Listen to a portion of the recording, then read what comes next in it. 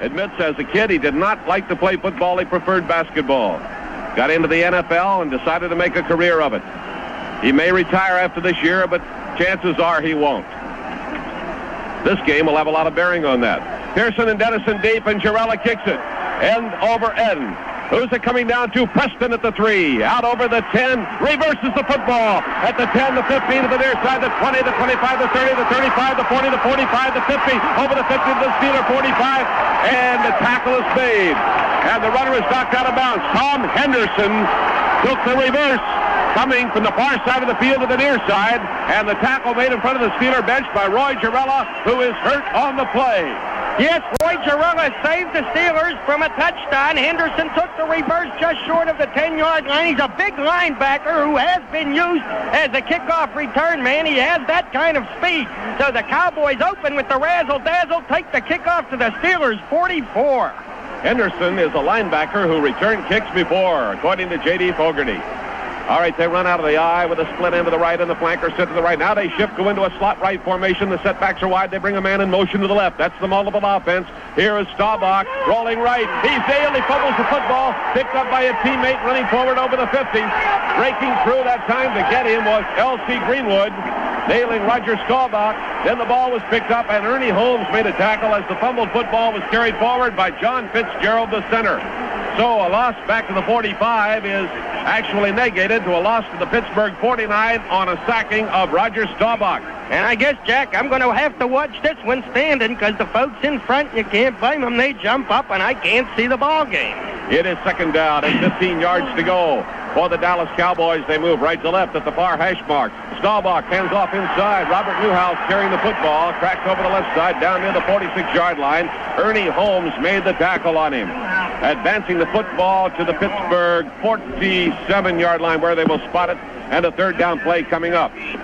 Andy Russell comes out of the play. Now we bring Jimmy Allen on as the fifth defensive back, replacing middle linebacker Jack Lambert. Staubach, the quarterback of the Dallas Cowboys. And over the regular season, Staubach threw 348 times, completed 198, an average percentage of 56.9. Now they go into the shotgun. A double wing formation. Snap directly back to Staubach. Backs up. He passes downfield, and the pass is incomplete. Everybody was covered. Nobody to receive. Ernie Holmes had the rush on Staubach. Almost got the grab on him deep. The pass was intended for Preston Pearson, and the first Dallas pass is incomplete, and the Cowboys will bring on Mitch Hoops to punt. And I'll tell you, Ernie Holmes would have sacked Staubach had he not been tackled by a Dallas lineman who would let him slip by. I think it was Burton Lawless, the rookie. All right, Hoops is their punter, averaging 39.4 per kick over the season. Glenn Edwards and Dave Brown are downfield for the Steelers. The kick will carry into the width. Hoops standing at his own 38-yard line. There's the snap of the football. High snap. Hoops takes it, gets away. A wobbly kick. Now it is straightening out, going into the wind on the far side. Edwards inside the 10, comes out over the 10 up the sideline to the 15. Driving, knocked out of bounds near the 17-yard line on the far side of the field. Glenn Edwards hit on the far side, but Dave Edwards, Roland Woosley comes out of the play, and the Steelers have the football and will put it in play inside their own 20. There's a controversy over there. So far away, we couldn't tell exactly what it was. A couple of players wanted to mix it up. Did you have the glasses on them? No, I'm sorry, Jack. I did not catch that. But somebody wanted to mix it up after the play was over. Glenn Edwards was in the area, and he may have been the Pittsburgh player involved. But they held him back, and now we're ready to go on offense. And the Dallas defense is out there. Ed Too-Tall Jones, Jethro Pugh, Larry Cole, and Harvey Martin are in the front four. Terry Bradshaw quarterbacks the Steelers at their own 17-yard line. First down, 10 yards to go. Bradshaw calling the signals. On a long count, Bradshaw takes, gives to Franco, sweeps off the left side, goes to the outside at the 20 and the 24-yard line. Knocked out of bounds, running to his left to the far side of the field. Jethro Pugh and the free safety Cliff Harris made the stop on Franco, running to the far side. Looked as though he wanted to come inside, did not see the hole develop, went to the outside and brought it up to the 25-yard line, a gain of 8 yards. We have John Stallworth as a wide receiver, John Kolb, Jim Clack, Ray Mansfield, Jerry Mullins, Gordon Gravel, the interior lineman, Larry Brown, the tight end, Bradshaw quarterbacking, Rocky Blyer and Franco Harris are the running backs, Lynn Swann, the wide receiver. Second down, 2 yards to go. Pittsburgh moving left to right, 0-0 ball game just underway at the Miami Orange Bowl. And Bradshaw brings them out of the huddle. Franco and Blyer, the running backs, and we've got a flanker set to the right, split end to the left. Here's the handoff given to Blair. Blair comes off the left side of the line, cracks up over the 30, straight on up over the 33 near the 34-yard line.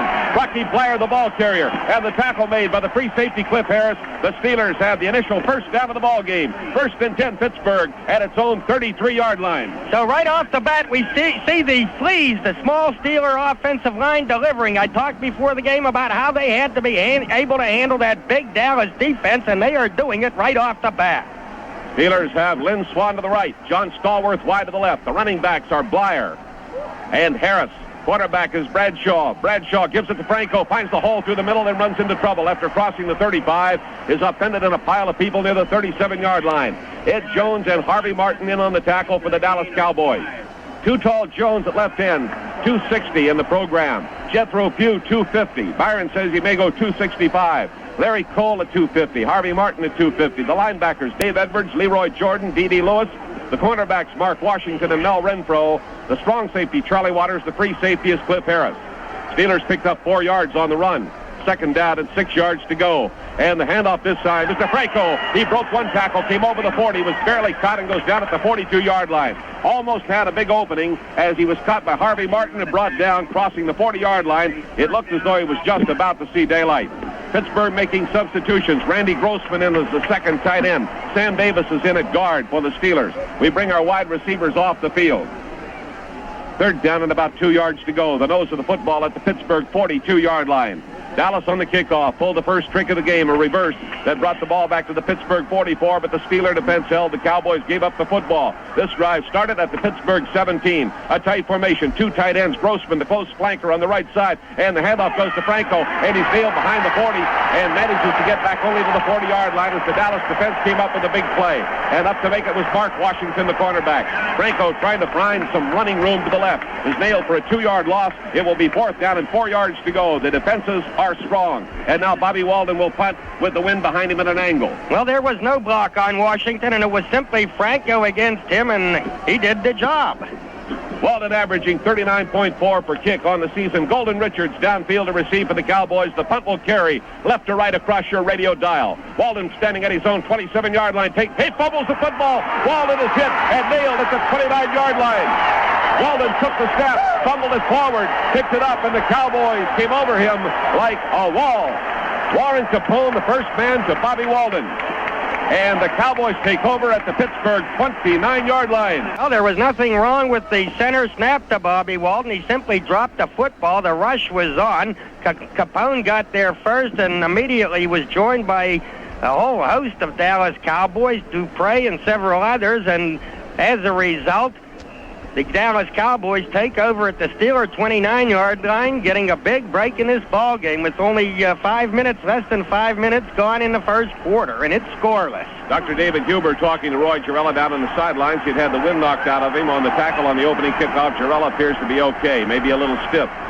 All right, the Cowboys are in a slot left formation. Now they move into the standard setback situation with Staubach, the quarterback, taking the ball, faking. He's back to throw. Staubach straight down the middle. Open man at the 15. He's over the 10. He's out over the 5. Touchdown, Dallas Cowboys, as Staubach hit Drew Pearson. The wide receiver, wide open in the middle of the Steeler defense, took the ball at the 15-yard line, beat Andy Russell, and went into the end zone, and Dallas is on the board with the first touchdown. The play starting at the 29-yard line, a 29-yard pass and run for the TD. You betcha. Andy Russell had no chance to stop him. He can't match speed with that fella. And so the Dallas Cowboys have struck on a 29-yard pass play.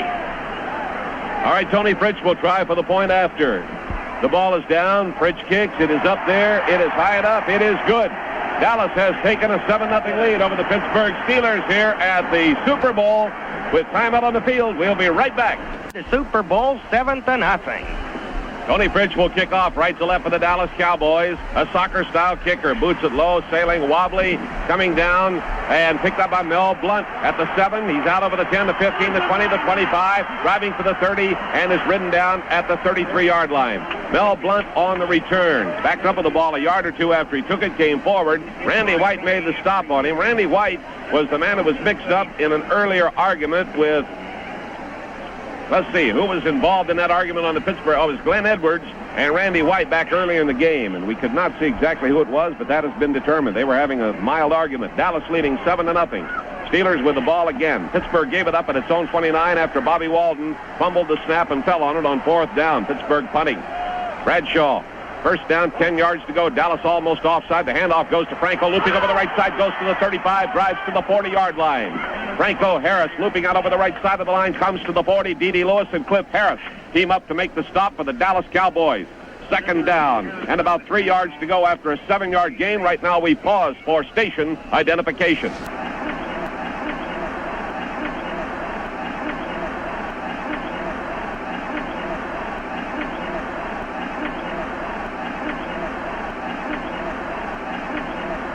Second down, 3 for the Steelers at their own 40-yard line, moving left to right, trailing 7-0. Bradshaw, the quarterback. Bradshaw gives to Blyer, and Blyer hits into the left side of the line and stacked up short of a first down to get a couple yards out of the play. As Harvey Martin reacted beautifully to the play, grabbed Rocky Blyer and stops him at the 42-yard line. It is going to be 3rd down and 1 yard to go. Randy Grossman and Sam Davis trot on the field. Grossman in his 2nd year out of Temple, a tight end. Davis, the 9-year veteran from Allen, the offensive captain who comes in on this sort of situation. The Cowboys on both of those last 2 plays with Too Tall Jones in the flex, dropping 2 yards off on the left side. The first time, Franco Harris went right through him. This time, Rocky got nothing. Grossman tight right, Larry Brown tight left. Moon Mullins is the close flanker on the right side. Setbacks are wide. Now Mullins goes in motion, and the handoff to Franco, and Mullins blocking, breaks through the line, comes to the 45 and out to the 47, and the Steelers have a first down. Mark Washington, the cornerback, a 6-year veteran from Morgan State, and Cliff Harris made the tackle. A first down, Pittsburgh 2nd in the ball game. We trail 7-0, 1st and 10. You betcha. Moon Mullins goes in motion from right to left and cuts into the middle of that line to open up the hole for the ball carrier. 8:25 to play in the opening period at the Super Bowl in Miami. Bradshaw stepping under center. The setbacks are split. Terry calling the signals for the Steelers as his flanker left, split end to the right, the handoff to Blyer, running to the left, turns the corner, goes over the 50, and down to the Dallas 47-yard line. Make it the 47.5 as strong safety Charlie Waters put the grab on him. Waters, a 6-year veteran from Clemson University. The ball is going to be spotted near the 48-yard line, 2nd down, and a long 5 to go. And midway in the first period, we have yet to see Terry Bradshaw put that football in the air. Ball is at the far hash mark. The slight advantage in running room will be to the right, coming to the near side of the field as the Steelers move left to right. Ray Mansfield, the veteran center from Washington, goes over the football. The Steelers have Stallworth wide left, Lynn Swann flanking out to the near side to the right of the quarterback.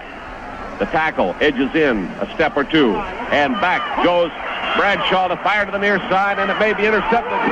Leaping for it was Lynn Swann, and they rule a good catch at the Dallas 16-yard line as Swann beat the defensive back Mark Washington on a great play. Lynn Swann on the near side of the field, and we had to go out of her chair because the crowd came right up out of its collective seats to look at that one, and Swann caught it right on the sideline, and the official stepped in and said it is a good catch. And the Steelers on their first passing attempt move the ball to the Dallas 16-yard line, and Swann has his 5th playoff catch. And on the season, he had 49, so give him a total of 54 for the whole campaign. And who did he beat but Cliff Harris, the guy who warned him to think about his concussion? All right, it is 1st down and 10 yards to go. The Steelers at the Dallas 16 from the I formation. Blyer with the ball, rips into the left side of the line. 2nd effort down to the 11. 5-yard gain. The Rock ran into Jethro Pugh. He gave us some 2nd effort and picked up 5 yards on the play. So the Steelers strike quickly on the pass to Swann, putting them in scoring position at the Dallas 16.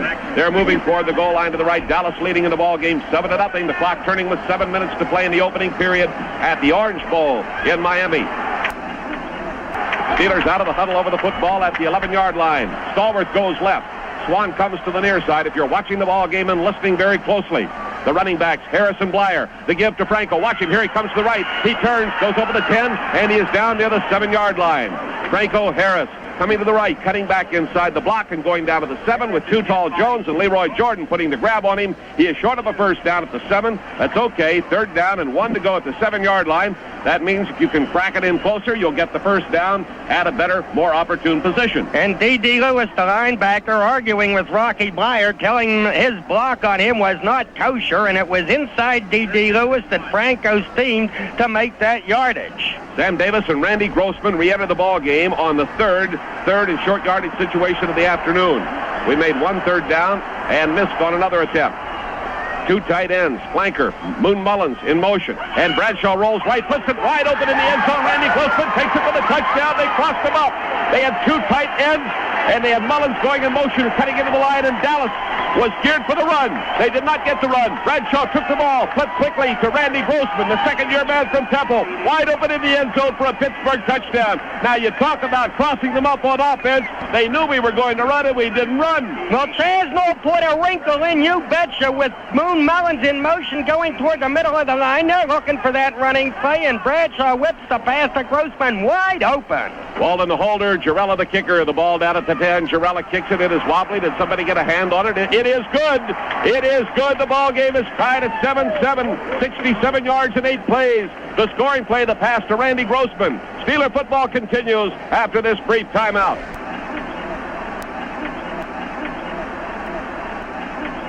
Randy Grossman getting his first touchdown of the playoffs, his second touchdown of the season. Doug Dennison and Preston Pearson are deep.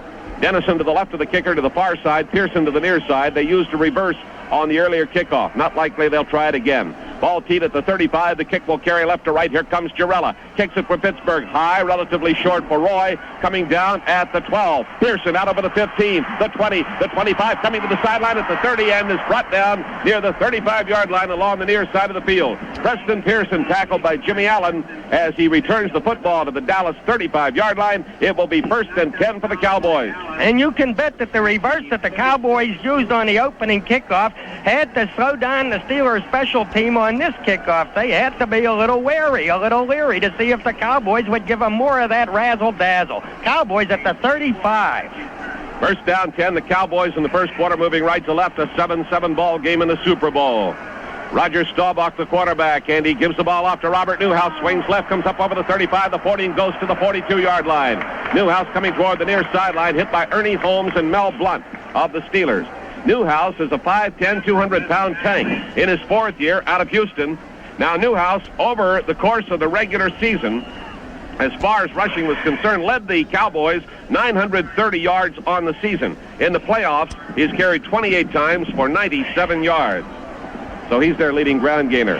Second down, 3 yards to go after the 7-yard pickup. Both ends tight. Now they split an end to the left. The flanker set out to the right. They move into the I formation, bring the flanker in motion to the left. Staubach calling the signals, takes, and the give is to Doug Dennison. Loops into the right side of the line, up over the 45 and onto the 47-yard line for a first down. J.T. Thomas made the tackle. They're doing a little razzle-dazzle, as you will see. Shifting, splitting an end, then bringing the flanker in motion, going into the eye on the shift, and then giving the ball to Dennison, who carries for the first down. And you could have driven a truck through that hole. It was a big one. Now Preston Pearson back in that Cowboys backfield. At the 47.5-yard line, Dallas territory, the Cowboys, 1st and 10. They move right to left. Preston Pearson dots the eye. The inside back is Robert Newhouse, and they shift. The setbacks go wide. Here's Staubach dropping back, stops short, looks, throws, down the middle, complete. Pittsburgh 44-yard line to John Fugit. He's offended by Glenn Edwards. And they hit the pass again, and they will mark it at the Pittsburgh 43. It is very near to a first down, about a yard short. Fugit is the receiver, and Fugit gets his 5th catch of the playoffs. And Roger Staubach getting tremendous protection on that play. The Steeler front four being unable to put any heat on him at all. Second down and 1. Apparently, Preston Pearson and Doug Dennison are the play carriers for Tom Landry. Landry calls them from the sidelines. Staubach executes. He has 2 for 3 passing, 1 touchdown. Now they shift into the I formation. They bring the flanker in motion to the left. The inside handoff to Newhouse. Big hole to the 40, the 35, galloping down to the 30. Inside the 30 goes to the 27-yard line. Newhouse on a quick opener and a big hole open. J.T. Thomas made the tackle. Robert Newhouse galloped through and carried the ball to the Pittsburgh 27-yard line. It is first down 10 for the Cowboys. Newhouse just squirts through there on the quick opener. He's not a big guy. He says, well, I'm bigger than the man in the street, the average guy in the street, so I guess I'm big enough. He's very stocky, and he has that rubber ball effect, but that time he just squirted through for the big gain down to the Steeler 27. Newhouse went 16 yards on that carry. It is first down 10 for the Cowboys. They are threatening again at the 27-yard line. Shifting into the I. Preston goes to the top of the I. Now they bring the flanker in motion to the left, and the inside handoff is to Newhouse, and he rips through the middle. He's inside the 25 and down near the 22-yard line on a tackle made by Elsie Greenwood and Andy Russell. They spot the ball at the 22, a solid 5-yard gain by Robert Newhouse, and they are ripping the middle of our defense open right at the moment. Well, I think they've got the Steelers guessing. And right now, Pete Rozelle's probably wearing a smile because this is the kind of exciting, high-scoring game, 7-7, and it's only the first period that he likes to see. Slot left formation, they run out of the I, and the give is to the top of the I man, Doug Dennison, the tailback, ripping just off the left side, down over the 20, and he goes inside the 20-yard line to the 17.5. Ernie Holmes made the tackle. Holmes, the 4-year veteran from Texas Southern. They are close to a first down. It may take time for a measurement. Let's see what they do. They spot it short by about a yard, a little less than a yard, and it is going to be third down, less than a yard to go. And Preston Pearson is back out on the field. Billy Joe Dupre is out there, a second tight end, and they take their wide receivers out. Golden Richards out, and Drew Pearson is out.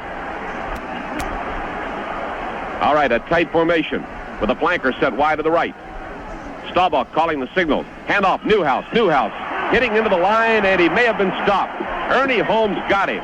He may or may not have the first down, but it was a fine defensive play as they racked Newhouse up going into the line that time. He only needed less than a yard, so he may have it, but it was a fine defensive play. Yeah, Fats Holmes really belted him on the first contact, and then Jack Lambert came up to sew the guy up. We'll see, though. I'm sure they'll measure for this when he appeared to have been stopped, but we're very high up and well down toward the other end of the field, so it's difficult to say from here. We'll get the measurement. This is Fleming and Cope at the Super Bowl in Miami. The ones to hear, and we give you the story from the Steelers side.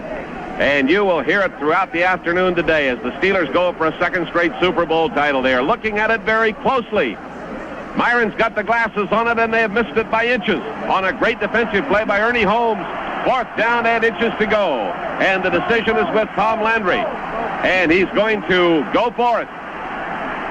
Dallas fans imploring him to go for it. So inches to go at the 17-yard line, and we need a staunch defensive play. You betcha. This drive started at the Dallas 35, and they've got a big play coming up now at the 17. Out of the huddle they come with a pair of tight ends lined up in the full house I. A real strong formation. Now they shift into the power I with a wingback close on the left side. And the handoff to the top of the I and a dive over the left side, and they've got the first down. Dennison, the ball carrier, going down near the 10 or the 15-yard line for the first down. Jack Lambert and Mel Blunt team up on the stop. So again, the Dallas deception as they ran with 3 men in the I, or set up with 3 men in the I, shifted into the power I, send Dennison over the left side for the first down. Their fourth of the afternoon, 1st and 10 at the Steeler 15. Yes, the left side of the Dallas line bent the Steelers just enough to get him through. They split the setbacks, then shift them into the I. Staubach giving to Preston, and Preston nailed at the 15-yard line. A great shot by Jack Lambert. Preston hit in there, and Lambert cut him from the side. And the second-year middle linebacker from Kent State comes up with a fine defensive play. No gain on the play for the Dallas Cowboys. It will be 2nd down 10. The clock turning, 30 seconds to play in the opening period. The ball game tied 7-7. Dallas at the Pittsburgh 15. And I might make note of the fact that this is the first time the Steelers have allowed a touchdown all season in the first quarter. You are right. We overlooked that one. Flanker right, shifting into the I. The ends are close. Now they bring the flanker in motion back to the left. Staubach hands off to Robert Newhouse. Gallops into the right side of the line. Nailed! He was hit by Jack Ham around the ankles. Brought down by Jack Lambert. And he picks up about a yard. It looked like he was going to find a hole that would send him into heaven. But he was stopped instead right on the spot. A 1-yard gain on the play. We're at the end of the first quarter, ladies and gentlemen. At the Orange Bowl of Miami. Super Bowl 10, the score. Pittsburgh 7, Dallas 7. In the first quarter today, now we're into the second quarter with Dallas 3rd and a long 8 at the Steeler 14-yard line, and Tony Fritsch getting ready to come in, I suppose, if this next play does not get the first down. Or the touchdown if it gets it. They have to get to the 6-yard line to get the first down. Dallas at the Pittsburgh 14, moving now left to right with the wind behind the Cowboys. Shotgun formation, a double wing. Staubach in the short position, 5 yards behind the center. The direct snap to Staubach, flags down. They blow the play dead, even as Staubach backed up. Illegal procedure against the Cowboys. That will cost them 5 yards. The first penalty of the ball game. 5-yard mark off against the Dallas Cowboys will bring the ball back to the 19-yard line. And the Cowboys will run their third down play from that point. The official, Norm Schachter, marks it off. Schachter was the center of questions at a press conference here in Miami relative to officiating in the National Football League. You may recall that he headed a crew that was one time suspended because of a mistake it made in an L.A. Ram game. Yes, I believe a game with the Chicago Bears. They cost somebody a down. That's right. Here they come out of the huddle. It is third down now and about 14 yards to go. And they shift into the shotgun. Now they bring a man in motion to the right. And Staubach drops back. Staubach looks, throws under pressure, almost intercepted. Broken up at the 10-yard line by Glenn Edwards. The pass intended for the tight end, John Fugit, angling to the far side along the 10. Edwards shot in front of him, thought he had the interception, could not hold the football, and he breaks up the pass play. Staubach's fourth pass of the afternoon, and they will go to Tony Fritsch. Now let's look at Fritsch on the season. He kicked 22 of 35 field goal attempts in the playoffs. Fritsch is 4 for 5. This will be a 36-yard attempt in this range in the playoffs. He has had no previous tries. Here's Fritsch kicking with the wind behind him. It is long enough. It is good.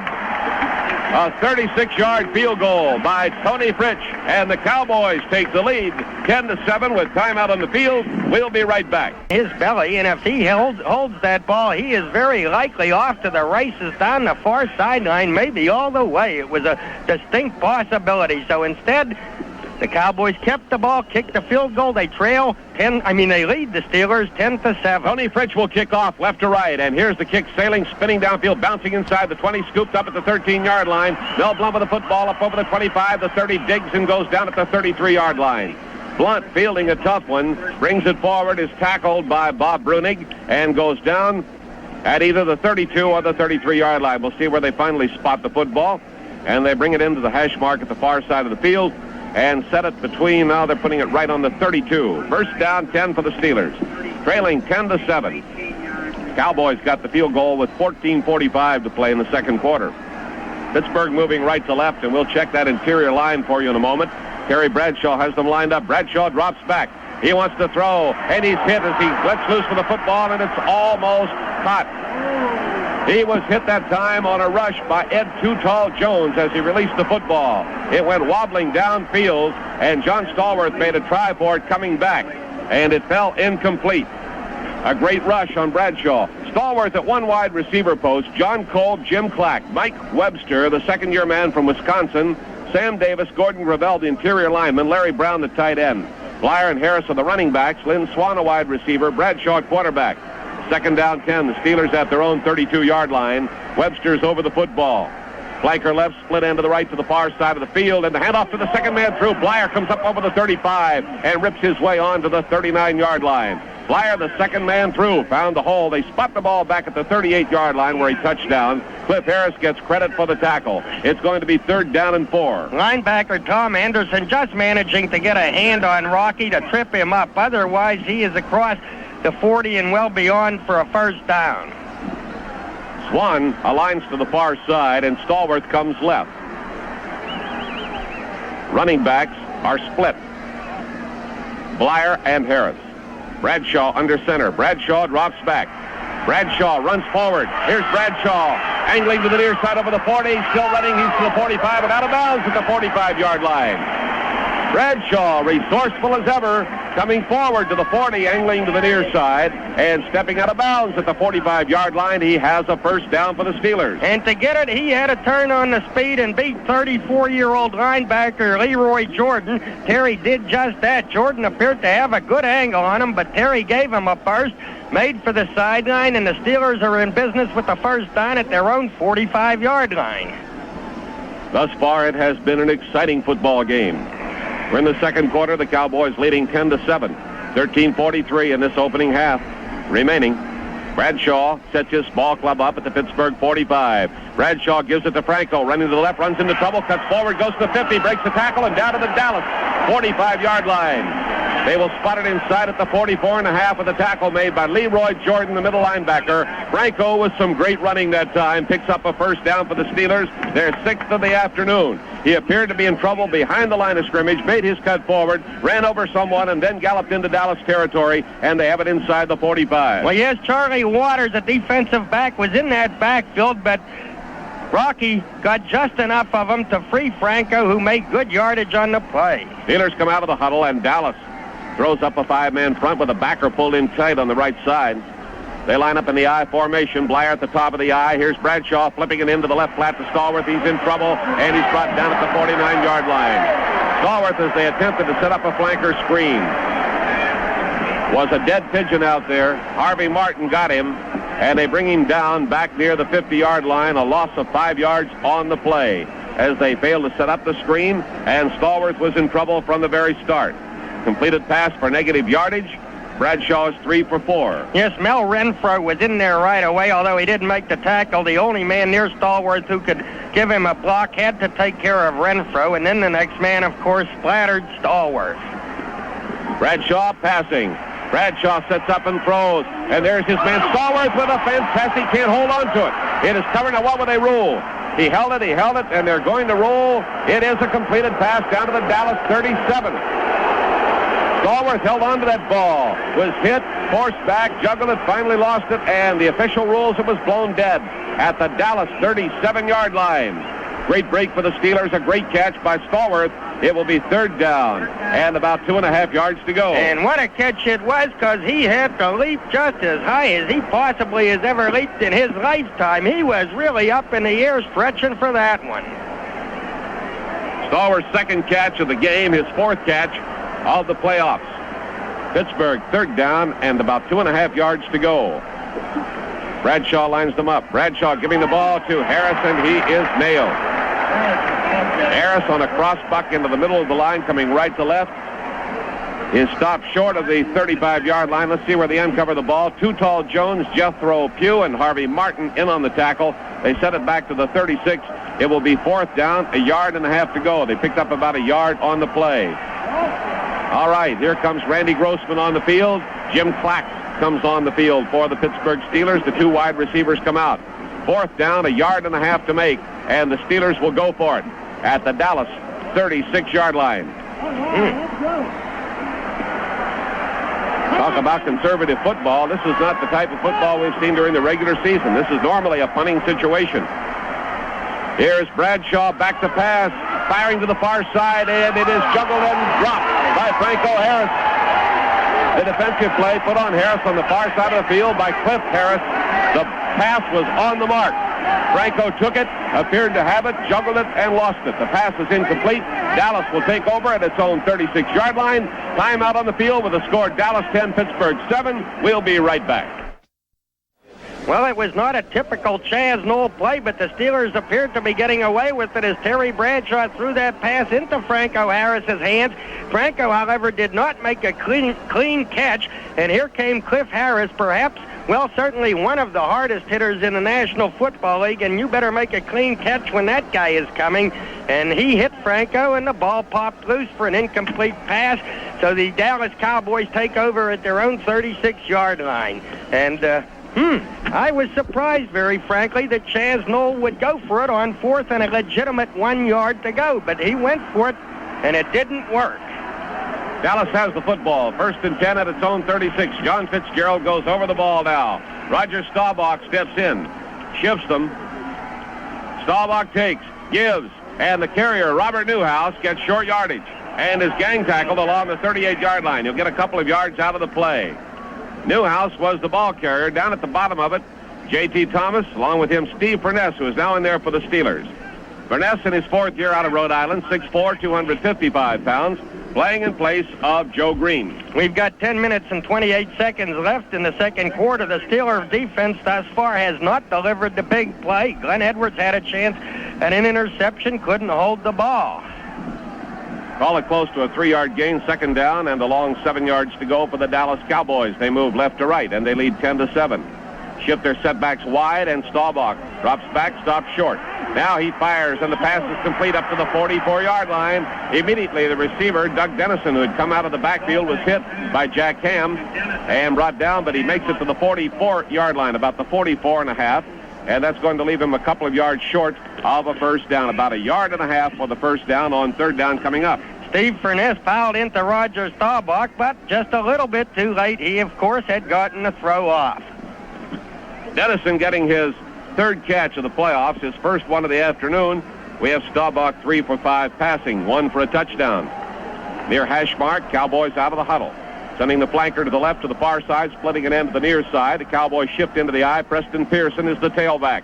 Staubach takes and fakes. He's back to throw, lobs it out to the left, and it is incomplete. Along the 48-yard line, Newhouse, the intended receiver, was hit by Jack Lambert. The pass was overthrown, and it falls incomplete.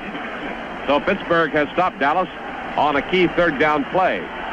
Cowboys will be forced to give up the football, and the Pittsburgh fans applaud the defense. Glenn Edwards and Dave Brown drop back. Edwards, the veteran. Brown, the rookie, the number 1 draft pick from Michigan. Standing in the area of the Pittsburgh 10. Mitch Hoops at his own 30 is in punt formation. Had an earlier punt of 40 yards. He has the wind behind him. Low snap, he handles it. It gets away a bad kick. Low trajectory, wobbly down at the 24. Picked off at the 19-yard line, and Glenn Edwards gets forward only to the 22.5 before he is brought down. With that low kick, they got down amazingly fast under it. He could not field it on the fly. Had to take it on the bounce. That takes time. Kyle Davis put the grab on him at the 22.5-yard line. So the kick carried down to the Pittsburgh 19. That was Dave Brown that made the catch. Give it to Brown rather than Edwards. And he took it at the 19, brought it to the 22.5. So the Cowboys have given the ball back to the Steelers. How long was the punt? Well, it was from the Dallas 44-yard line, Jack, so it would have been about 36 yards. Right. First and 10 for the Steelers at their own 22.5. Trailing 10-7. Handoff to Blyer. Barely tripped up as he cross-bucked through the middle. Somebody reached out and put a grab on his ankle, bringing him down near the 25-yard line.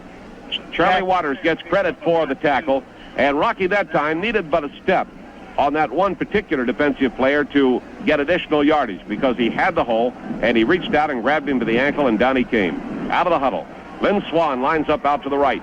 Swann a flanker, splitting John Stallworth to the near side, and Bradshaw goes back to pass. Bradshaw looking, thrown in, it's broken up at the 40-yard line. Great play by D.D. Lewis, who was backing up and stumbling. Pass was intended apparently for Stallworth.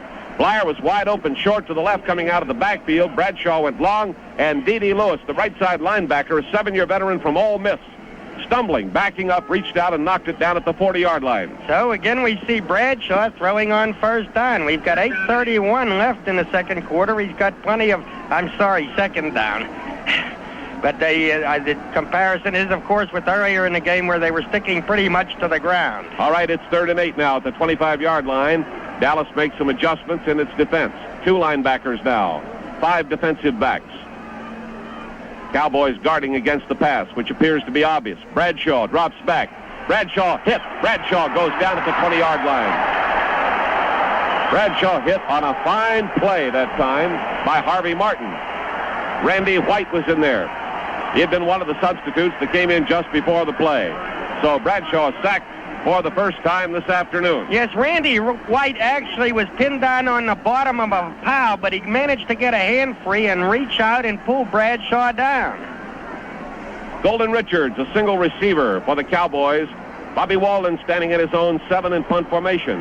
The snap to Walden, and Walden gets away a high wobbly kick. Golden Richards calls for the fair catch, takes the ball, kneels with it at his own 48-yard line. So, a 32-yard punt by Walden, and the Cowboys have the ball back once again. Steelers football continues after this brief timeout. Wasn't really looking for one of these 7 7-7 game. Well, you're not going to have a 7-7 game, but you know what I mean, a low-scoring ball game. Things have settled down, however, a little. It's 10-7 Cowboys, and after a rather lengthy timeout, the Cowboys are ready to put it in play at their 48-yard line. Myron, what are you going to do next Sunday without a football game? Mildred will have you. She'll have you moving the garbage pails again. Cowboys out of the huddle, slot right formation. Well, actually, put it this way, a split end to the right and a flanker outside the split end. They shift into the I. Nobody in the slot. Here is Staubach back deep, looking, plenty of time, looking, throwing wide open at the Pittsburgh 42. Ball caught by Preston Pearson, and he's nailed on the spot by Jack Ham. Preston Pearson in the open at the 42-yard line. That one is very near to a first down.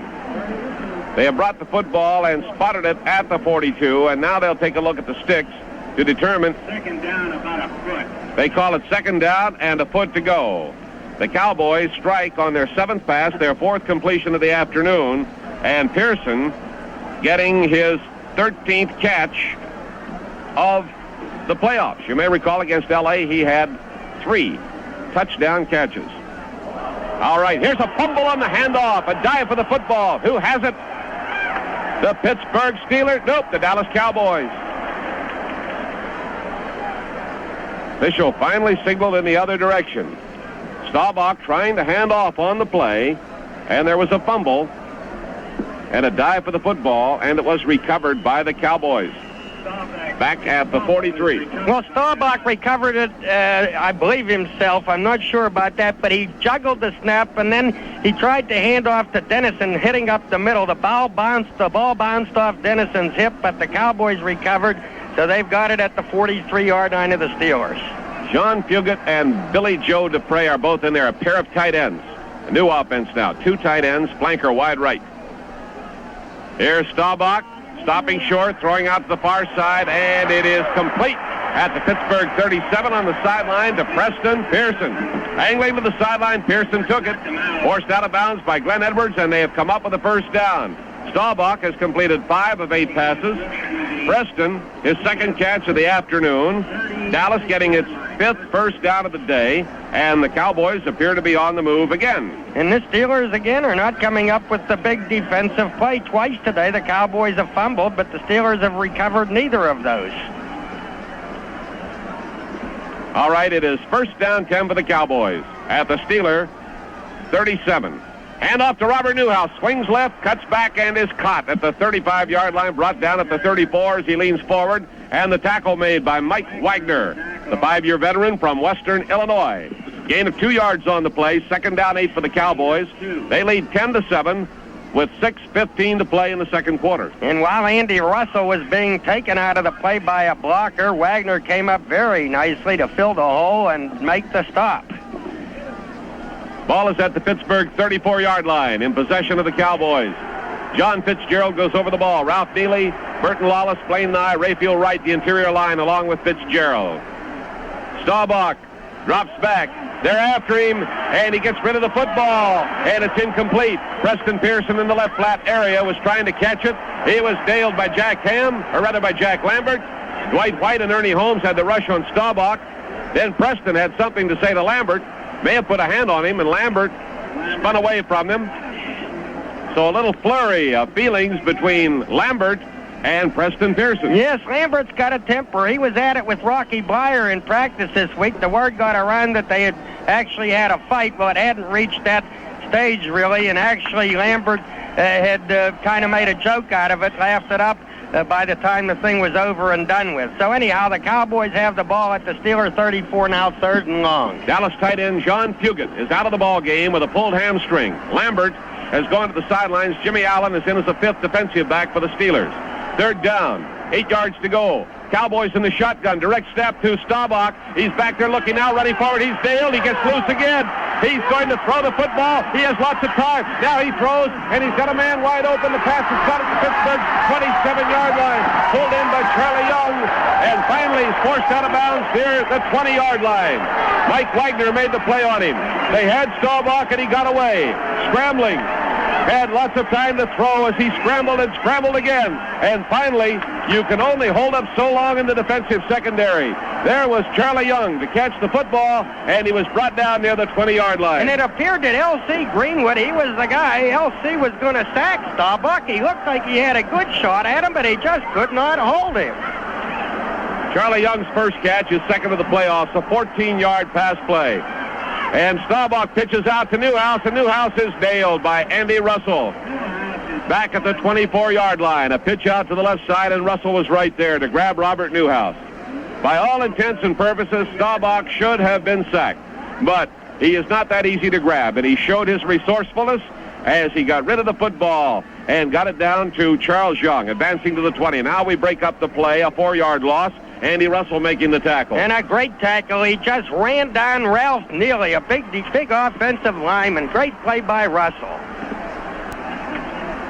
Second down and a short 14 yards to go for the Dallas Cowboys. Staubach drops back. The rush is on. They've got him. Oh, did they get him back at the 37-yard line? L.C. Greenwood got to him first. Dwight White was right there along with him. Ernie Holmes was close by. And they're going to mark the ball back at the 35-yard line. The second time that Staubach has been sacked this afternoon. All the way back to the 35-yard line on a great play by L.C. Greenwood. L.C. and Joe Green working what they call it a game where L.C. loops around Joe, and he just tore through there, nobody to stop him, and made the sack. Third down now and 25 yards to go for the Dallas Cowboys at the Pittsburgh 35. Dallas leading 10-7 with 4:37 to play in the second quarter. The clock is turning at the Miami Orange Bowl. Out of the huddle, they send Drew Pearson to the left and bring Golden Richards to the right. Now they shift into the shotgun. Receivers in all directions. Staubach on the direct snap is back there looking. They're trying to get to him. Now they're after him. Now they've got him, and Staubach goes down back at the 46-yard line. Staubach running into the Iron Curtain. Dwight White got him. Spot the football at the Pittsburgh 45.5-yard line. The Steeler defense sacking Staubach for the third time this afternoon. And these people in front of us waving their Steeler banners. Bring on Mitch Hoops to punt the football. Great defensive play. The Steeler front four was just ferocious. Joe Green giving two guys a lot of trouble. White making the sack. Hoops in punt formation, standing at his own 40 with the wind behind him. Edwards and Brown are downfield. Edwards to the near side, Brown to the far side. Spiraling kick. Brown wants the fair catch. And the ball goes wide of him and out of bounds on the far side at the 6-yard line. What a kick by Mitch Hoops. So with the line of scrimmage back near the 45, he gets a 39-yard punt. Kicks it out of bounds near the 6-yard line. Very effective punt to the far coffin corner. And Pittsburgh, as they spot it at the 5.5, will put it in play 1st and 10. 3:47 remaining to play in the first half. Brown could have fielded that ball, but he would have been foolish to have done so. He did the only wise thing because it's very tricky down there when you're near the goal line, and the Steelers are now at the 6-yard line. Staubach has been sacked 3 times for a total of 27 yards on the afternoon. Bradshaw giving the ball to Rocky Blyer, swinging left, caught behind the line of scrimmage, breaks the tackle, comes to the left, turns the corner at the 5, and is out of bounds on the near side of the field at the 8-yard line. Larry Cole and Dave Edwards made the defensive play as the Rock ran out of running room coming to the near side of the field. The clock stops. 3 minutes and 40 seconds to play in the second period. The Dallas Cowboys are leading 10-7. The edge being a 36-yard field goal that Tony Fritsch kicked with only 15 seconds gone from the clock in the second quarter. Pittsburgh comes out of the huddle, and Bradshaw lines them up at their own 8-yard line. Bradshaw steps under center. Bradshaw takes the give to Franco Harris, running to the right, cutting back, trying to find his way to the 10-yard line, and he's gang tackled and thrown back at the 10. Dave Edwards got the initial hit on him. He makes it to the 10, a gain of about 2 yards on the play. But it will be 3rd down and 6 yards to go for the Steelers, and 4 substitutions come on for the Dallas Cowboys. So they alter their defense for a 3rd down play with 6 yards to go. Bill Gregory is out there, 5-year veteran from Wisconsin. Randy Hughes is out there as a fifth defensive back. Two linebackers for the Cowboys. Bradshaw is deep. And they're firing downfield. Swann going after covered. And it's juggled. Swann catches it on a circus catch inside the Dallas 45-yard line. Gets up and goes inside the 40, down to the 37-yard line. Had a defensive player right on his back in Mark Washington. The ball bounced into the air. Swann lying on his back, caught the ball in circus fashion, got up and ran again, went down inside the 40, down to the 38-yard line. A sensational catch for the Steelers. Lynn Swann, heavily covered downfield, juggled the football and got away from him. He went down, cut it on his back, got up and ran again. It's a first down for the Steelers. And how about that? That's two sensational catches in this ball game by a leaping Lynn Swann, the guy who was put out of the Oakland Raiders playoff game with the concussion when they played the bongo drums on his head. There were thoughts that he would be, well, he might hear footsteps today. He's been great. Lou Kreck will add up the yards on that one. A big play. 53 yards as the Steelers move into Dallas territory. Bradshaw drops back again. Bradshaw is deep and looking, firing down the middle. There comes Swann. He can't get to it at the 6-yard line, coming down and across. Mark Washington was lost behind him, but Swann could not quite get to the football, and it fell incomplete. He was the wide open. He is beating Mark Washington like a drum. Well, I shouldn't say that perhaps because Washington was on that previous play. He was on the ball. Swann just made a fantastic catch, but this time he did have Washington well beaten, but the pass, well, he just couldn't get to it. A little underthrown and a little too far to the near side of the field.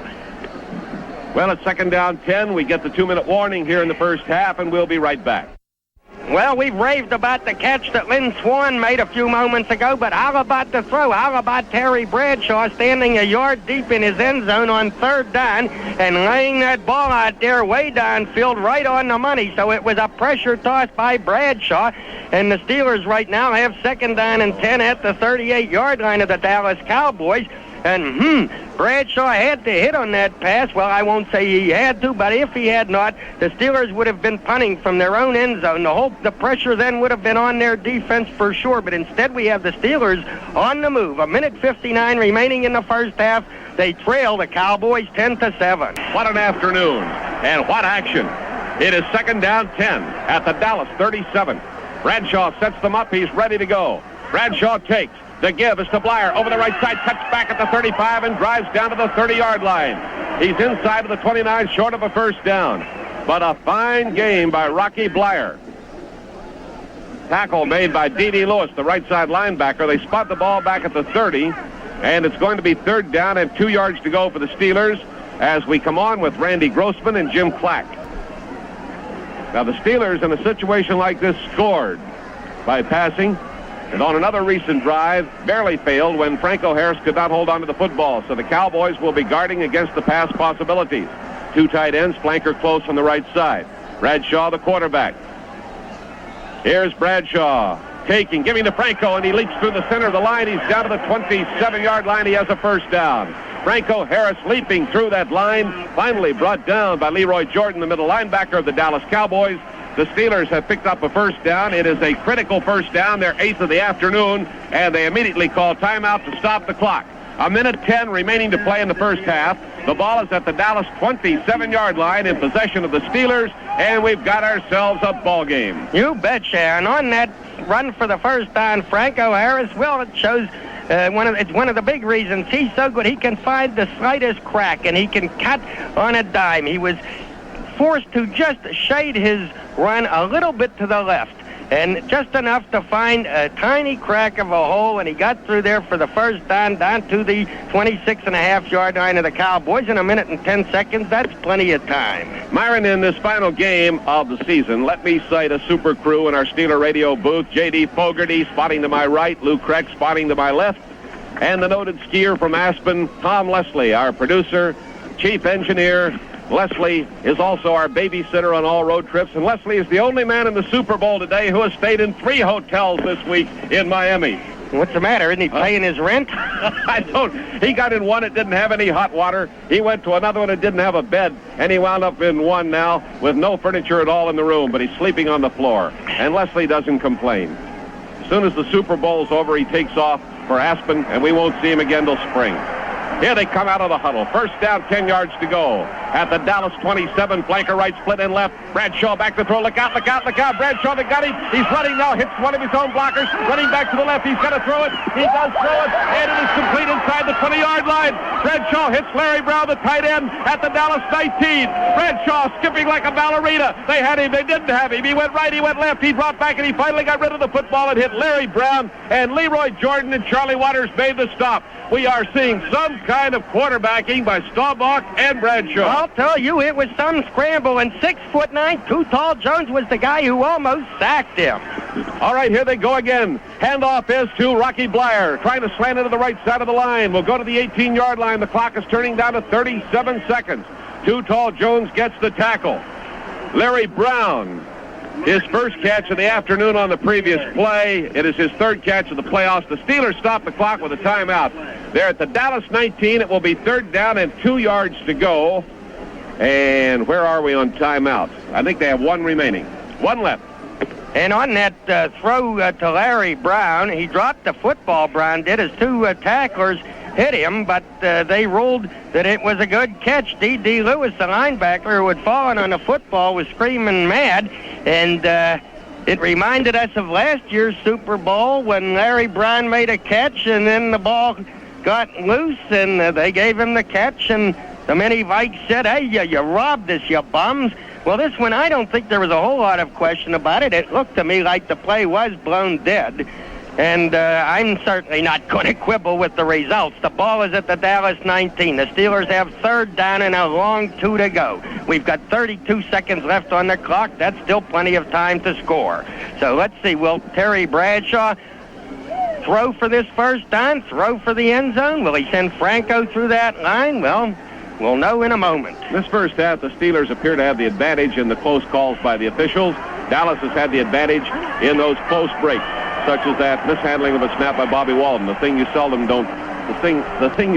see. Bradshaw ready to go now. Third down, about 2 yards to make. Bradshaw dropping back. Bradshaw will throw to the near side on a comebacker. It is broken up. Trying to hit Stallworth down inside the 5-yard line, looping into the coffin corner. D.D. Lewis and Mel Renfro covering the play. The pass is incomplete. And that brings on Roy Girella in an attempt to tie up this ball game. Now Girella, in the playoffs, has made 1 of 3 field goal attempts on the season. He made 17 of 21. This will be a 36-yard attempt into the wind.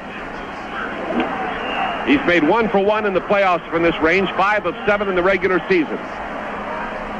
Now Dallas is going to call a timeout. The Cowboys want Girella to think about it. A little psychological advantage they're trying to get. And I'm trying to see where the wind is right at the moment. It is breezy. It is not gusting heavily. It's still coming from the northwest.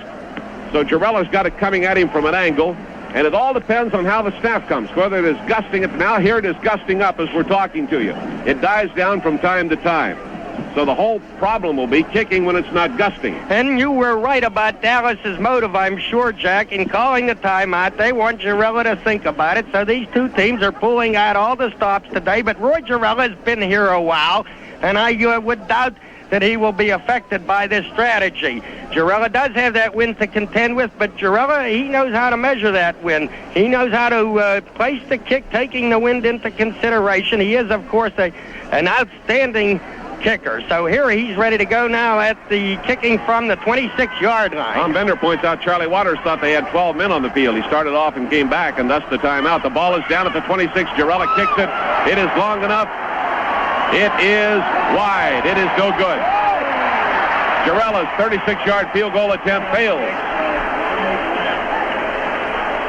Wide left. 22 seconds to play in the first half. Girella apparently getting that wind. Now the wind is coming from the other side from an angle, and the kick carried left. Girella previously had made 5 out of 7 in the same range during the regular season, 1 out of 1 in the playoffs. 10-7 ball game in favor of the Cowboys. They will run out the clock now. 22 seconds remaining in the first half. Roger Staubach gives to Robert Newhouse. Cuts into the right side of the line. One tackle missed by Ernie Holmes, but he's caught by Dwight White and brought down at the 25-yard line. And the clock is turning with 10 seconds remaining in the first half, and they're going to let it run out. What a first half this has been. The first quarter may be one of the best in Super Bowl history, and it continued to rage up and down the field during the second period, and now the clock has run out. We're at the end of the first half of the ball game. The score, Dallas 10, Pittsburgh 7.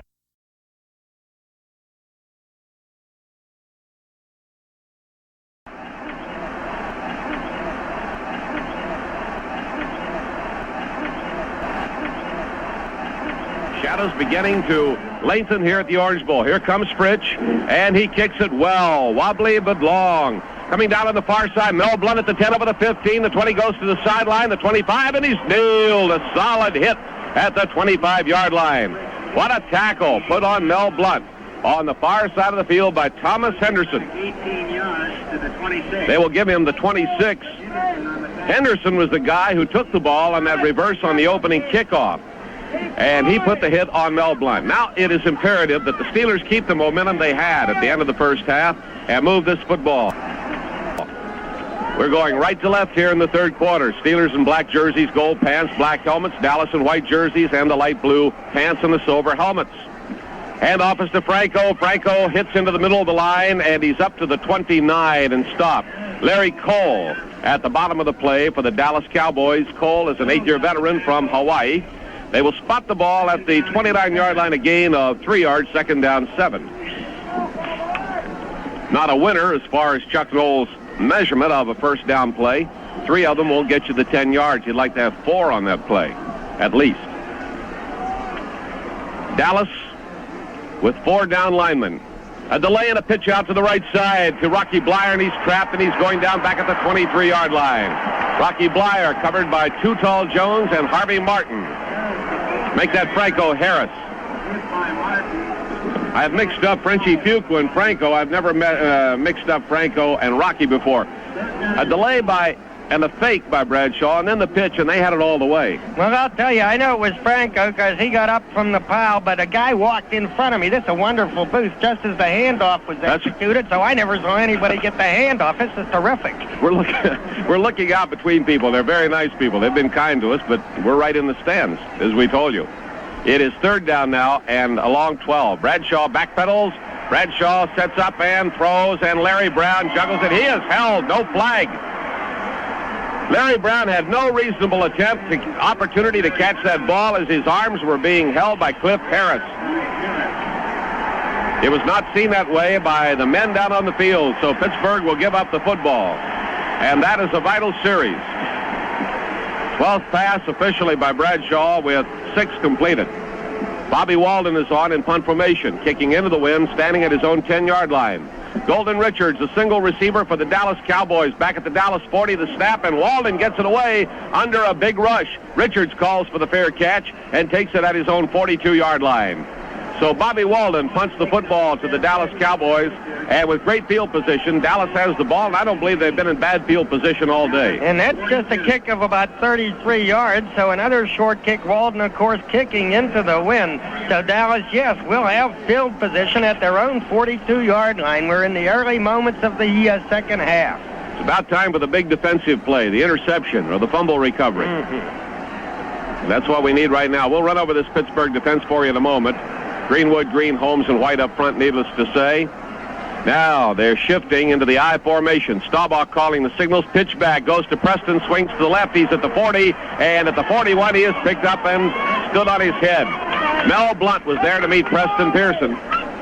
Not only tackled him, but stood him on his head at the 41.5-yard line, so there is no gain on the play. So Preston Pearson on 2 carries today has made 0 yardage. Mel Blount that time making the tackle along with Jack Lambert. Second down and 10 yards to go. Ham, Lambert, and Russell are the linebackers. Thomas and Blount are the corners. Wagner and Edwards the safeties for the Steelers. Steelers deploy. Staubach inside handoff. Ball carried by Doug Dennison. Rips in there and gets over the 45. He may have the 46-yard line. Holmes led the tackling. He ran into Ernie Holmes. Jack Lambert was there to cover the play along with L.C. Greenwood. And the ball is spotted at the 45-yard line. A gain of 3 yards. 3rd and 7 for the Dallas Cowboys. They lead 10-7 on the margin of a field goal by Tony Fritsch, a 36-yarder. Roy Girella missed a 36-yarder. But they were kicking at opposite ends of the field. Steve Furness is into the ball game, replacing Joe Green. Dallas out of the huddle. Drew Pearson comes to the right. Golden Richards to the left. They line up in the shotgun, giving them, in effect, almost a triple wing. And Staubach has the snap. Now he fires to the near side and intercepted by JT at the 40. He's back over the 45. He's running to the 50, the Dallas 40, the 35, the 30. Inside the 30 goes down to the Dallas 25-yard line. I called it. I said we needed a big interception, and there he was. J.T. Thomas made the interception at his own 40-yard line. Took it to the Dallas 25 and was tackled by Charles Young. And we're right back in this thing once again.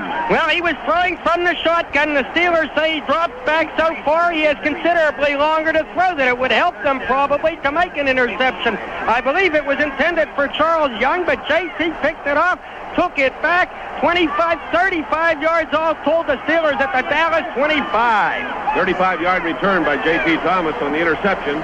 His first interception in the playoffs, in the postseason play. Here's the handoff to Franco. Franco trying to find running room along the left side of the line and finally slants down to the 22.5-yard line. Leroy Jordan and Dave Edwards coming off the play. Trying to draw a comparison, and it didn't sound good, but he looked like a rat trying to get out of the trap that time, trying to find the hole. That doesn't sound too good, but honest to goodness, he was running along that line looking for an opening, trying to get away from the big cat from Dallas. He made it to the 22, a gain of 3 yards, second down 7. Lynn Swann very wide to the right to the far side of the field, and if you're watching, John Stallworth is flanked to the near side. Running backs are set fairly wide, and the handoff to Harris. Blyer blocking. Here's Franco cutting back and going down to the 16-yard line. Charlie Waters got the grab on him, and he is very near to a first down. And it looked like it was going to be run off the end. Rocky Blyer wide to the right blocking, but Franco cut up the middle, gained some yardage, took it to the 16-yard line, and we'll have a yard to go on third down. J.T. Thomas had 3 interceptions over the season, so this is the 4th for the 1975 campaign for J.T. Third down and 1. Davis is in. Randy Grossman is in. 2 ends tied, a flanker to the right. Handoff is to Harris, and he's driving off the left side. Does he have the first down? Boy, it was tight. He does, I believe. At the 15-yard line, holding on for dear life, was Mel Renfro, the 12-year veteran cornerback. Now the ruling was where he touched down, and he has the first down. 9th of the afternoon for the Pittsburgh Steelers. Just a great effort by Franco Harris. Yes, Renfro met him at the line of scrimmage, perhaps even a bit behind, but he lunged across that 15-yard stripe for the first down. Out of the huddle they come. Sending Lynn Swann to the right. John Stallworth to the left. A couple of second-year receivers and good ones. Bradshaw fakes the end around. He's running with the football, and he's going to be nailed for a slight loss. I don't know whether it was a broken play or a fake, but Swann came around as though to take the football on the end around. Bradshaw kept it and ran to the right. Too Tall Jones and Jethro Pugh put the grab on him. We're going to pause now for station identification.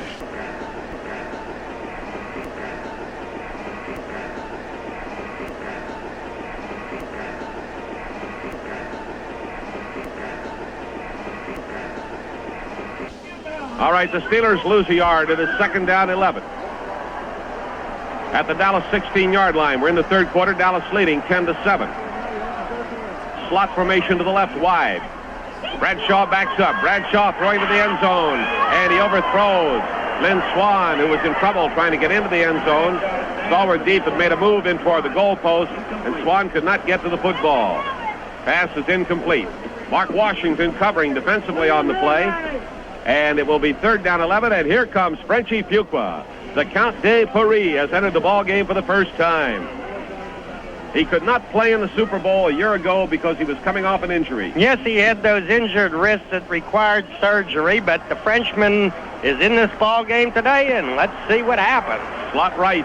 Running backs are Harris and Fuqua. Third down 11 at the Dallas 16. Bradshaw is back. Bradshaw cranks up and throws. A leaping try at the goal line. Incomplete. Lynn Swann, well covered by Mark Washington, and Swann made a great effort, went high in the air, got a hand on the football, could not hold it, came down rather chagrined and waved an arm at the defender. Well, Bradshaw floated the football. He threw it badly. Swann did give it a big effort, tried to make the one-handed catch, couldn't do it, so Roy Girella will try the field goal from the 23-yard line. It'll be a 33-yard kick. 33-yard attempt in that tricky wind, and he's looking into the sun, trying to get his angle. Ball is down. Walden holding. Girella kicks it. Is it good? No good. No good. Girella has missed from 33 yards. The field goal has failed.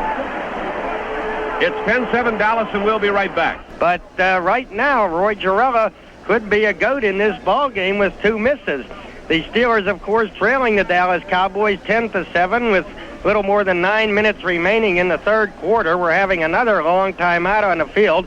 Right after that attempted field goal, Cliff Harris got into it with a few Steelers, but his teammates pulled him away, and I guess Jack Lambert was the guy he wanted to slug. Cowboys have the ball at their own 20. First down and 10 yards to go. Now they send the man in motion from the wide spot right and hand off the ball to Pearson, finds a hole, drives up over the 25 and on to the 29-yard line. Jack Lambert made the tackle. So Preston Pearson gets his first game running today. He's been a pass receiver on 2 occasions. And that play carried for 9 yards. He has moved the football to the Dallas 29-yard line. Now you have to watch and observe very carefully to see whether this team will maintain its championship poise or will it be deflated. After that drive was stopped short, and Girella's second field goal attempt of the afternoon failed. Out of the I formation, 2 tight ends. And the play is nailed, but a first down is recorded at the 31-yard line. Jack Lambert grabbed Robert Newhouse as he waded in there and brought him down, but he has enough yardage for the first down. Cowboys pick up their 7th first down of the afternoon in a very evenly played ball game, but the Cowboys are leading 10-7. Now the pace of the ball game has dropped off steadily since a wild and woolly first quarter. Cowboys coming out of the huddle, sending Drew Pearson to the left. Golden Richards splits right. Running backs Newhouse and Pearson. Preston shifts to the top of the I. Staubach gives to the inside man Newhouse, and he dives in there and is nailed after about a yard gain. Tempers flaring over and over, and we got Lambert down there shaking his fist and yelling.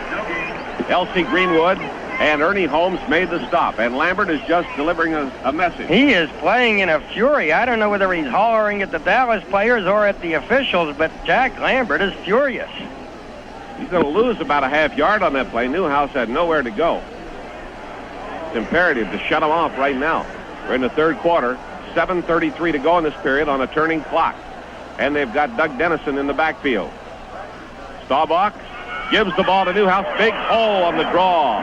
And he comes up over the 35 to the 37-yard line. Quick reaction by Lambert and Mike Wagner. Stop him. He had the hole that time. Brings it to the 36-yard line, leaving Dallas with a 3rd and short 5 situation. Good strong tackle by Lambert. Newhouse had room to run, and he was getting up ahead of steam, and it looked like he might be off to the races, but Lambert belted him. Either Tom Landry or Chuck Knoll will win this ball game and become only the second coach to win it twice. The late Vince Lombardi did it with Green Bay. They shift, and now here's Staubach back. The rush is on. He's running. Look out. They're reaching for him. Can they get him? He's nailed at the 40-yard line and stopped just short of a first down. Steve Furness finally got to him along with Jack Lambert. He came over the 40. They'll give him the 40 and a half, leaving Dallas about a half yard short of a first down, and Landry has to make the decision. And I believe he's sending on his punting team. He is. Oh, what a play that was. I thought he was going to break it. Well, I tell you, I wouldn't want to be Roger Staubach out there running with the football with Jack Lambert in his present mood coming at me. And Lambert did stop him. In fact, gave him a good hit on the head, if you want to put it bluntly, and stopped him short of that first down. So the Cowboys will be punting with the wind at their back. I'm assuming that they're going to punt. They're measuring this, but I'm confident that it will be short. And it is.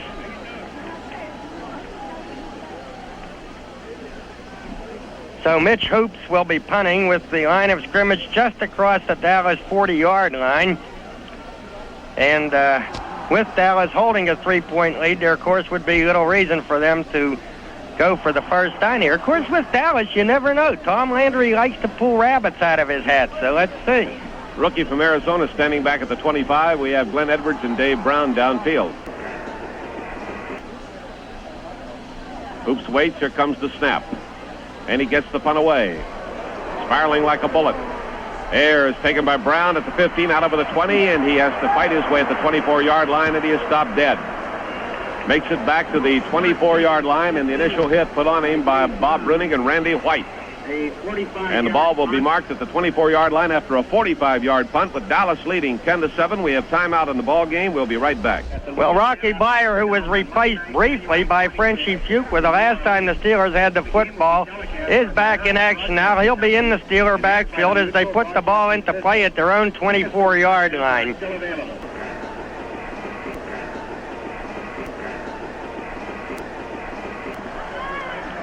Steelers out of the huddle at their own 24-yard line. They move right to left here in the third period, trailing 10-7. Bradshaw calling the signals. Bringing the wide man to the right, Swann in motion to the left. The handoff goes to Harris, and Harris finds a slight opening up the middle, across the 25 and onto the 27-yard line. Franco picks up 3 yards. It will be 2nd down and 7 after the stop made by Jethro Pugh. Ed Too Tall Jones in that forward wall at left end. Jethro Pugh at left tackle. Larry Cole, the right tackle. Harvey Martin at right end. Dave Edwards, Leroy Jordan, D.D. Lewis are the linebackers. Mark Washington and Mel Renfro on the corners. Charlie Waters and Cliff Harris are the safeties. 2nd down 7 for the Steelers. Swann and Stallworth are both set up out to the right. Slot formation. Bradshaw goes back to throw to the far sideline, and Swann takes it on a hook at the 40-yard line and is nailed immediately. Knocked down by Mark Washington.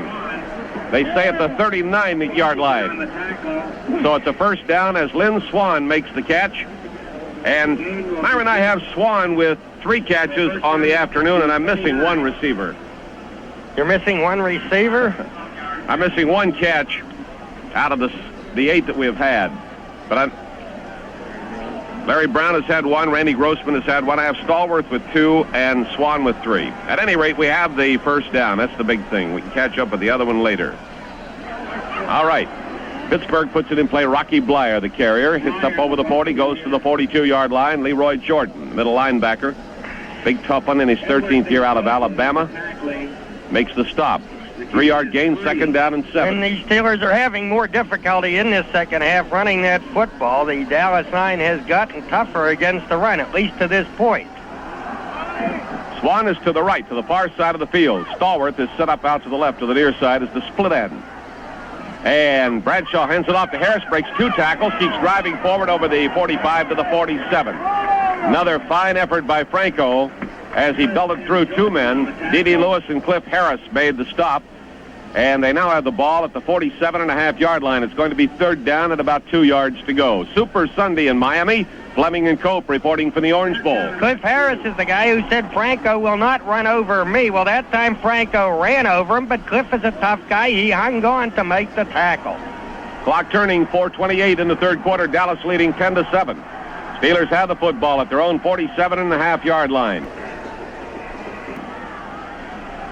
Bradshaw takes it. He's back to throw. Bradshaw fires. Larry Brown is held again as he goes after the football. And again, there's no flag down.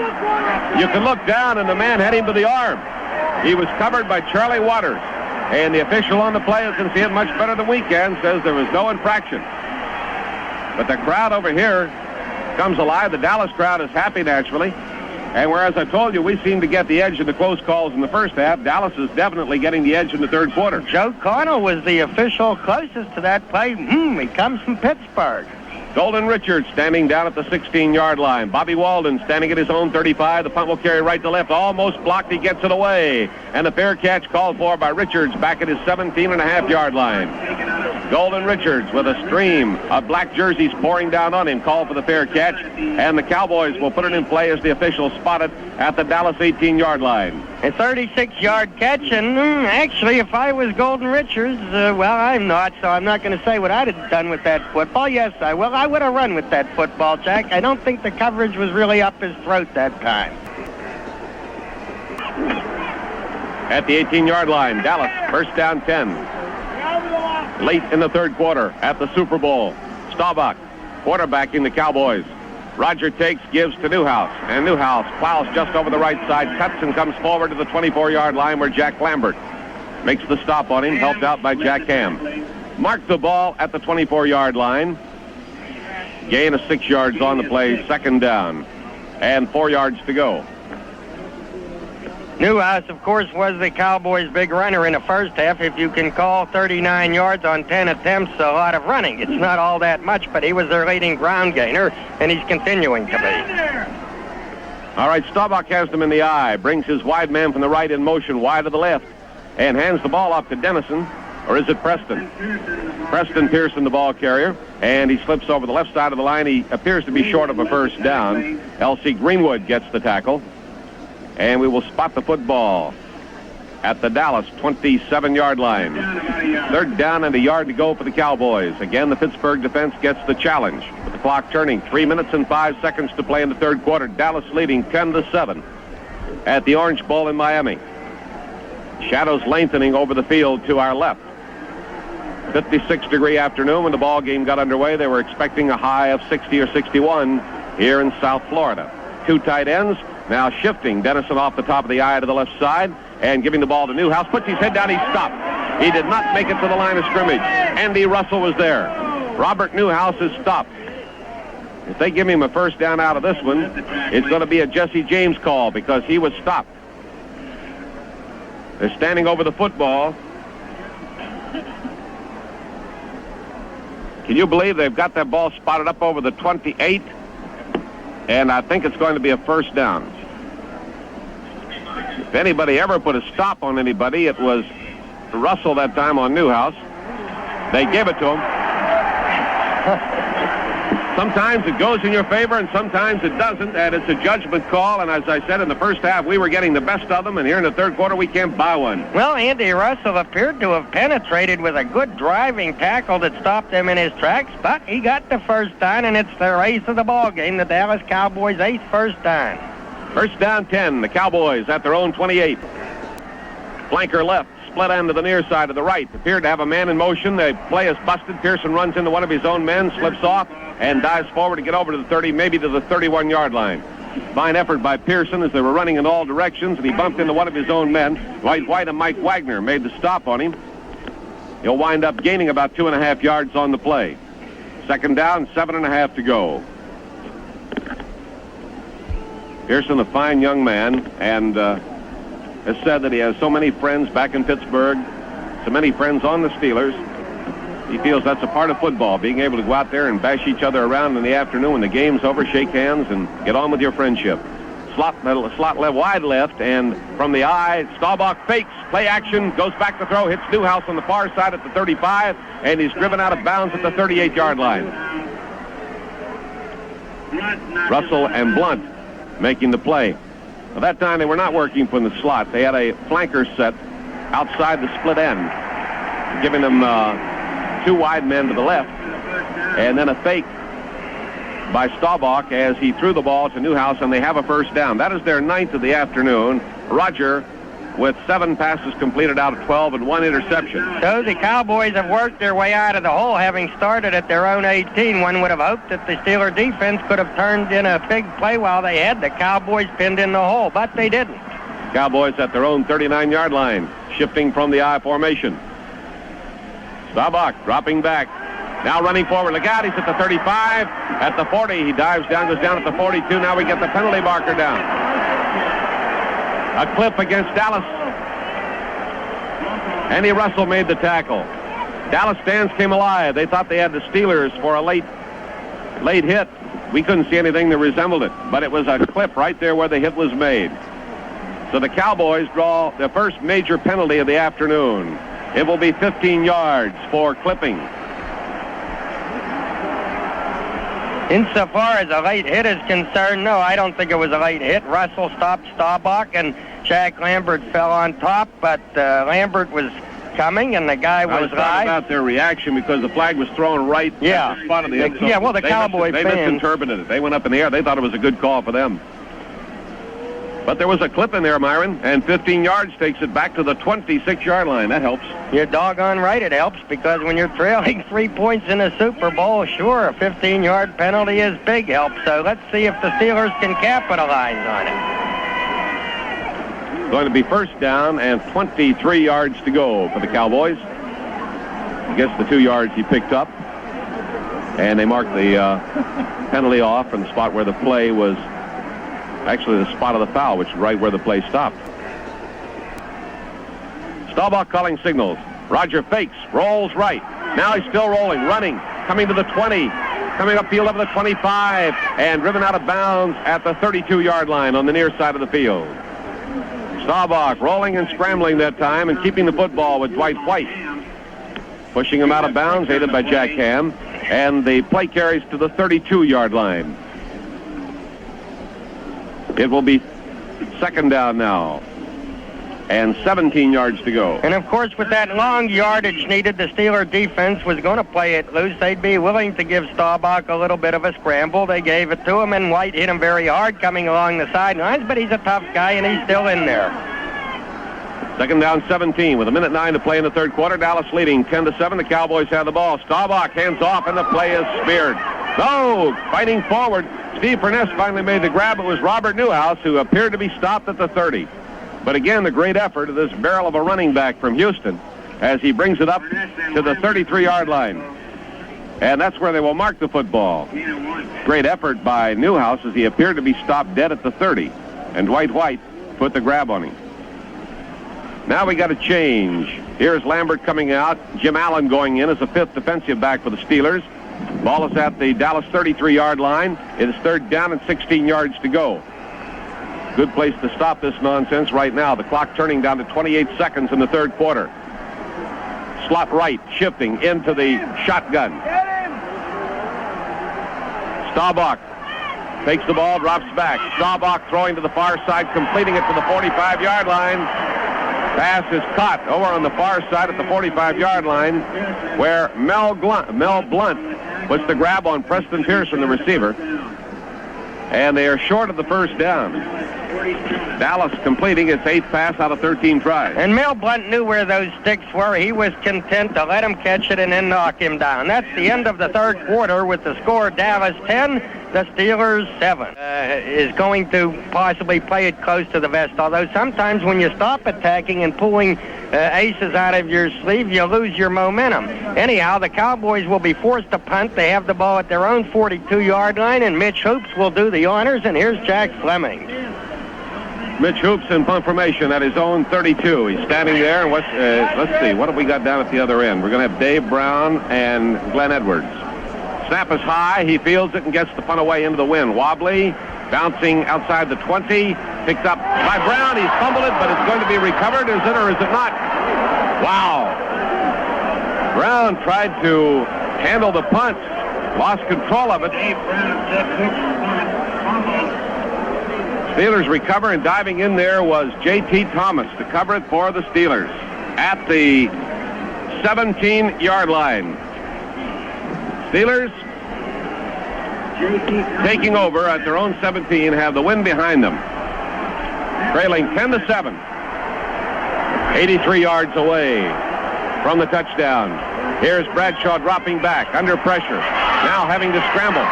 Run, throw on the run, and here comes the Franco at the 42, catches the football, breaks the tackle, and they rule that he stepped out of bounds. Franco had broken the tackle and was off and running, but they ruled that he stepped out at the 43-yard line as he came over and got away from Dave Edwards.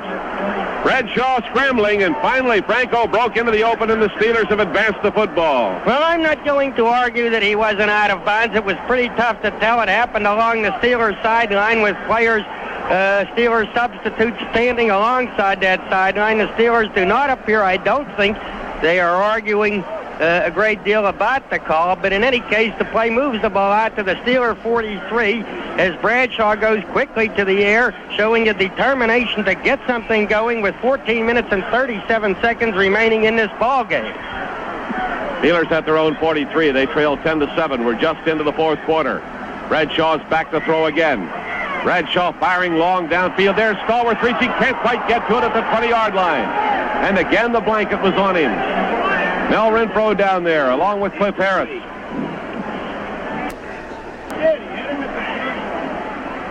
Man out in front of us is saying he was hit at the 20, and it appears from up here as though they're putting some kind of coverage on our receivers when that ball is in the air.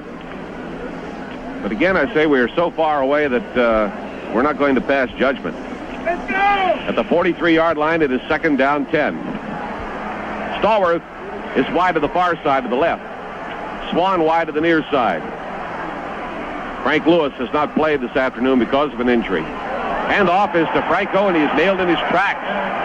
Dallas defense was on him, and Jethro Pugh made the hit as Franco took the ball at the 40 for a 3-yard loss. They will mark the ball at the 40.5-yard line. It's going to be 3rd down, about 12.5 yards to go. Well, Franco never had a chance that time. Jethro just bolted through there and hit him after he had taken barely a step with that football. Randy White, Bob Bunig, see Calvin Peterson is in there. They've made some changes on this 3rd down play. Bradshaw has them set. Here's Bradshaw dropping back again. Now being chased. Randy White after him. Bradshaw's under pressure. Bradshaw is hit. Randy White over there along with Bill Gregory. And they nailed Terry Bradshaw. Great big defensive play for the Cowboys. No question about it. And that backs us up to our own 27-yard line. Well, Randy White just would not be denied. He had up ahead of Steve Moon. Mullins tried to block him, and he blew right by Moon and nailed Bradshaw. Walden in punt formation, standing at his own 15. We need the big one this time. Snap. And they let him get it away. And here's the high one. Oh, it's back in the receiver. Golden Richards up to his own 15. Now he's running to his right, giving ground behind the 20, going to the sideline, chased by Sam Davis, and he goes out of bounds. Sam in hot pursuit chased him out of bounds at the Dallas 19-yard line. Walden taking advantage of the wind to get away his finest punt of the afternoon, a 54-yarder against the Cowboys, and that could be a kick, a key kick in this ball game.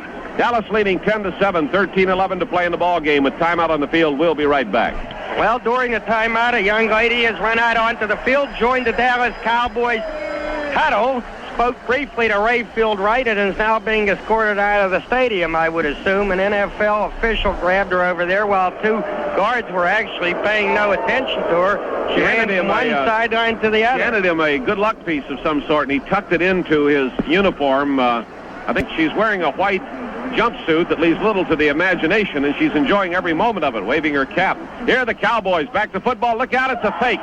Staubach hands off, then a pitch back to Staubach, and he has to run forward. Staubach handed the ball off to Preston Pearson, who pitched it back to Staubach. Staubach wanted to throw the pass, but everybody was covered. He ran forward and was hit by Steve Furness, and they lose a yard on the play. Now look out, they're reaching into their stocking. I'll tell you, and it's rather surprising because they are ahead in this ballgame, not by a lot of points, just by 3, but they're backed up on their own 18-yard line, and yet they are going to the flea flicker stuff. So that is surprising, but they have lived with flea flickers all year and profited from them, so I guess in that respect it's not so surprising. At their own 18-yard line, it is 2nd down 11. Staubach has his setback split. Now he shifts them into the I formation.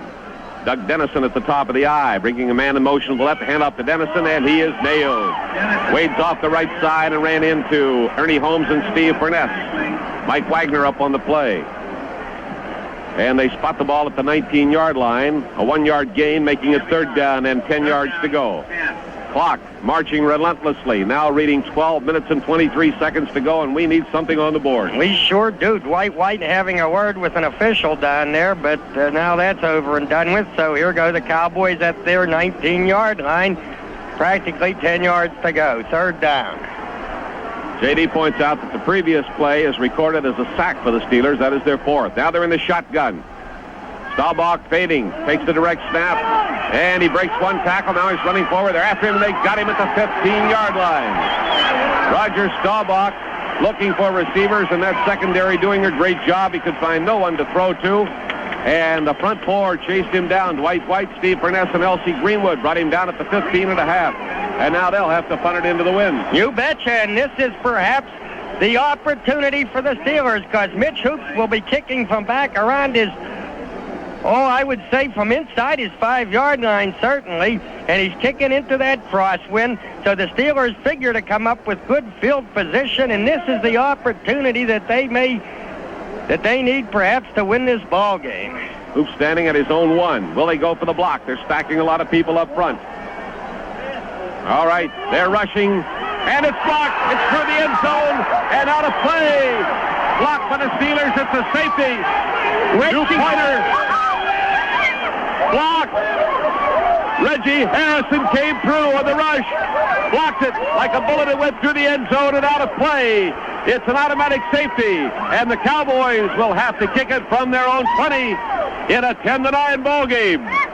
You betcha. So the Steelers pick up 2, and they will get the ball right back. They figure to get it back in good field position. Reggie Harrison, called Booby by his teammates after Booby Clark of the Cincy Bengals, because Reggie, when he first joined the Steelers, was a little rotund, but he took that weight off. He won a job. He just gave the Steelers a safety with a block of that punt. Let's pause for station identification. I'm not sure I wanted those 2 points. This worries me a little bit.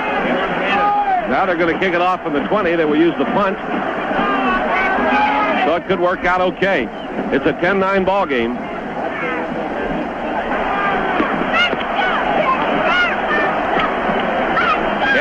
Ball game after the safety, and Reggie Harrison blocked the punt, and it went through the end zone like a bullet.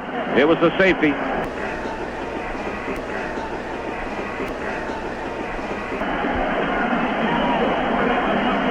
Mitch Hoops will punt from his own 20. And he gets the punt away. Good long one. Taken by Mike Collier at his 30 with blockers over the 35, the 40, the 45. He comes over the 50-yard line and he drives to the Dallas 45. Mike Collier runs it back to the Dallas 45-yard line where Bob Rooney grabs him and puts him down. So the Steelers are down by 1 point. Behind the Dallas Cowboys, we have 11:18 to play. And they have the ball first down and 10 at the Cowboy 45. And Mike Collier was really flying. He wanted to go all the way. He was coming up the middle of that ball field, and he went 25 yards to the 45 of Dallas. First down 10 for the Steelers. Swann flanks right. Stallworth splits left. Bradshaw hands off to Franco. Rocky blocking. He stopped going out wide, cuts back, dives down over the 40. Franco Harris trying to go outside. Had to cut back. Dave Edwards and D.D. Lewis put the grab on him. And the ball will be marked just across the 40-yard line by inches, a gain of 5 yards. Second down and 5 yards to go. Too Tall Jones, Jethro Pugh, Larry Cole, Harvey Martin up front for the Cowboys. Edwards, Jordan, and Lewis are the linebackers. Washington and Renfro on the corners. Waters and Harris are the safeties.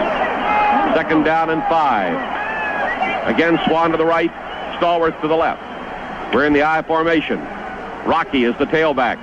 And the give is to Rocky, and he drives off the left side and bounces in at the 36-yard line. Rocky Blyer bouncing in on that dive off the left side at the 36-yard line. And D.D. Lewis will get credit for the stop. And the Steelers are on third down and 3/4 of a yard to go. Third down and maybe a half yard to go as you look at it closer. Yes, indeed. We had Nifty running by Franco on first down, Hard running by Rocky Blyer on second down. He's got less than a yard to go now for the first down. The Steelers moving to the 36-yard line of the Cowboys. Wide receivers are out of there. Randy Grossman and Sam Davis are in for the Steelers. 2 tight ends. Flanker close on the right side is Boone Mullins. And to give to Franco, trying to get outside of the left. He's crossed the 35 and is taken out of bounds at the 29-yard line. Franco Harris to the far side of the field. Driven out of bounds by Cliff Harris, the free safety of the Dallas Cowboys. And the Steelers have their 12th first down of the afternoon. The ball is at the 29, first and 10. Big block by Rocky Blyer on say it, don't get excited. Blyer it is, coach, on Mel Renfro to spring Franco for the first down. I'll tell you what, Myron, I'm tighter than a flea in a barrel of Jim Beam. Ooh-wee. I'm wound up like a rubber band. They're in the I formation. Give us to Rocky. He's nailed. Wow. Hit right into the arms of Jethro Pugh and Ed Too Tall Jones. And down went the rock at the 28-yard line. And now the plot thickens. Clock turning down to 9:37. Cowboys leading 10-9 over the Steelers. The ball at the Cowboy 28-yard line. Second down, 10 yards to go. And we need to keep it moving. And that play was a loser. It is 2nd and 10. Out of the huddle. Strong left with Larry Brown, the tight end. Slot right formation with John Stallworth in the slot. Running backs set fairly wide. Here's Bradshaw rolling right.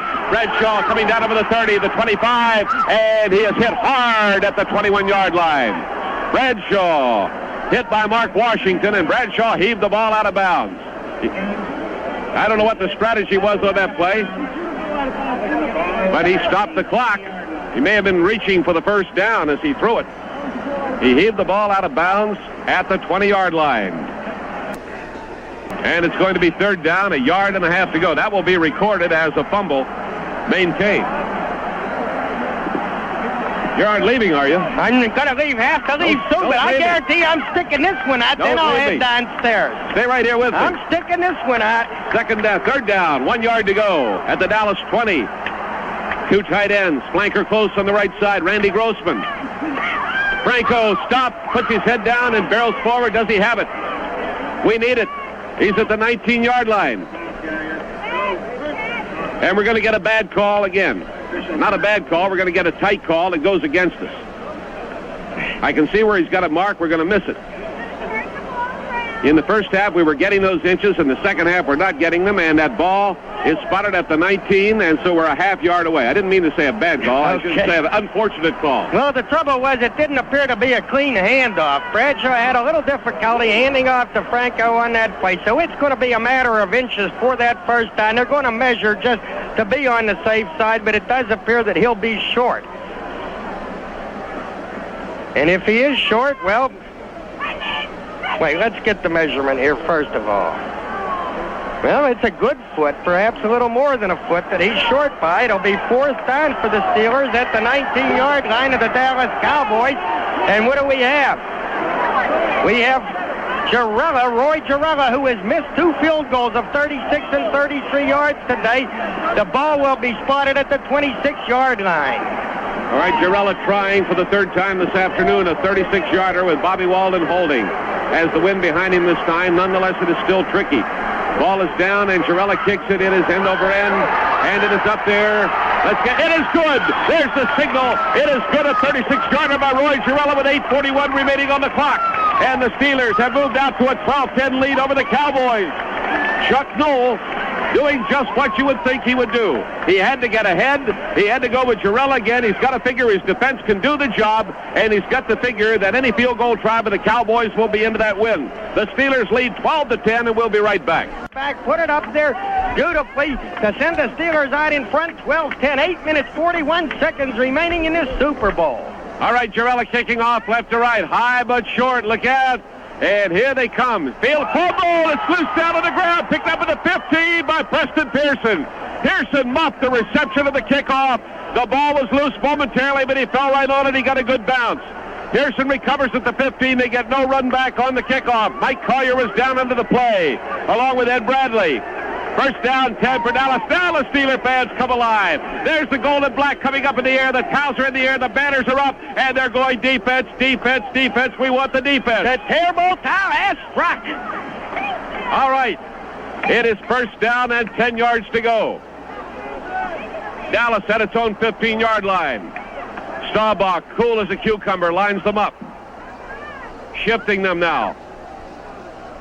Bringing a man in motion from wide right to left. Staubach, double fake, drops back and throws down the middle. Intercepted, picked off by Wagner. He's coming over the 15 to 10. He's down to the 6-yard line. Mike Wagner intercepted at the 24, and he brought it down to the 6-yard. Holy smokes, the defense has done it again. They have turned it around completely. They have turned it around. The special team blocked the kick. The offense came back and got the 3 points, and now Wagner picks it off. Wagner getting his 3rd interception of the playoffs. I had taken my mic off. I had turned my mic off. I was heading downstairs for the dressing room, so I got to stick this one out. Jack, no way I'm leaving now. It's at the 7. At the 7-yard line, they spot the ball after the interception by Mike Wagner. Came up on that ball like a bullet. Steelers flanker right side close. Hand off to Rocky with blockers coming to the right. Cuts down over the 5 and drives to the 4-yard line. Brought down angling toward the near side of the field. Tackle made by Cliff Harris, aided by Too Tall Jones. They've taken the ball to the Dallas 4-yard line. 2nd down and 4 yards to go for the Steelers. We will not settle for a field goal here. We need the touchdown to lock it up. Well, there's still plenty of time, so I won't say lock it up, but no field goal. Let's get that touchdown. It's at the 4, 2nd down. Listen to this lady from Charlotte right here in front of our booth cheering. Well, she stopped just then. She's from Charlotte. Is her name Charlotte? How do you know? Either way, whatever the answer is. They're sitting with us right in the booth practically. All right, here we go at the 4-yard line. Here's the handoff. No, he fakes, slips, runs. Bradshaw down to the 2-yard line. Bradshaw faked, dropped back, seemed to execute a quarterback draw, came forward, and he brought it down to the 1.5-yard line. Jones and Edwards made the stop. It appeared to be busted up just a bit, but Bradshaw did it and came forward and took it to the 1.5. And you were right, Jack. He did slip, too, and he made a nice recovery to gain a little yardage on it, but this is the big one because we don't want the field goal. We want the touchdown. Sonny Jurgens, who just walked through our booth, said he was lost. All right, 3rd down now at the 1.5. Bradshaw to Franco. Look out. He's nailed. He fumbles the football. It's loose. They're diving for it. Who's got the football? Holy smokes. We got it back. Franco running for his life, trying to get loose. Was nailed, and Jarrella will come on again. The ball is at the 1.5-yard line. And Jarrella will try to add 3 points to a 12-10 lead, which would put us out of field goal range for the moment. Are you leaving? As soon as this play is over, I got to. All right, the adrenaline is flowing. Walden holding it 14. Jarrella kicks it. It is up there. It is good. A 24-yard field goal by Roy Jarrella. And the Steelers lead the Cowboys 15-10, 6:37 to play in the ball game. There is timeout down on the field. We'll be right back. Wagner intercepted at the 24, carried it to the 6. We were stopped at the 1.5, and Jarrella kicked a 24-yard field goal. The score is now 15-10, and the Cowboy fans are some kind of fans, too. Their team is down by 5, and they have really come alive, imploring the Cowboys to get something started. The Orange Bowl in Miami. Myron Cope is already making his way downstairs, and he'll have a gigantic locker room show for you when the game is over, one way or the other. He'll be there.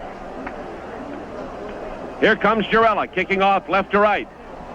And he boots it pretty well, rather high, coming down to Preston at the 5, out over the 10. Look out, he comes to the 15, the 20. He's hit at the 21, slowed down, and then nailed. The original hit was put on him by Reggie Harrison, who slowed him down, almost knocked him off his feet. He kept his footing, and then he was nailed. Reggie Harrison came down and belted him good. How are they going to spot the ball at the 23-yard line? Steeler fans chanting defense. Dallas fans alive. This stadium is more alive than it has been all afternoon. Both sides coming alive here in the 4th quarter. Look out for the big play. The Cowboys will open up their box of tricks now. Staubach lines them up, 1st and 10 at their own 23-yard line. Here's Staubach dropping straight back. Staubach swing pass to the right side. Take him to Newhouse. Look out, he's running over the 25. And caught him, brought down at the 29-yard line. Caught from behind, actually, by Steve Furness. As Newhouse took that pass, there was no screen out there. It appeared as though they might be trying to set one up. So they pick up about 4 yards on the play. Their 14th pass, their 9th completed. And for Robert Newhouse, his 2nd catch of the ball game.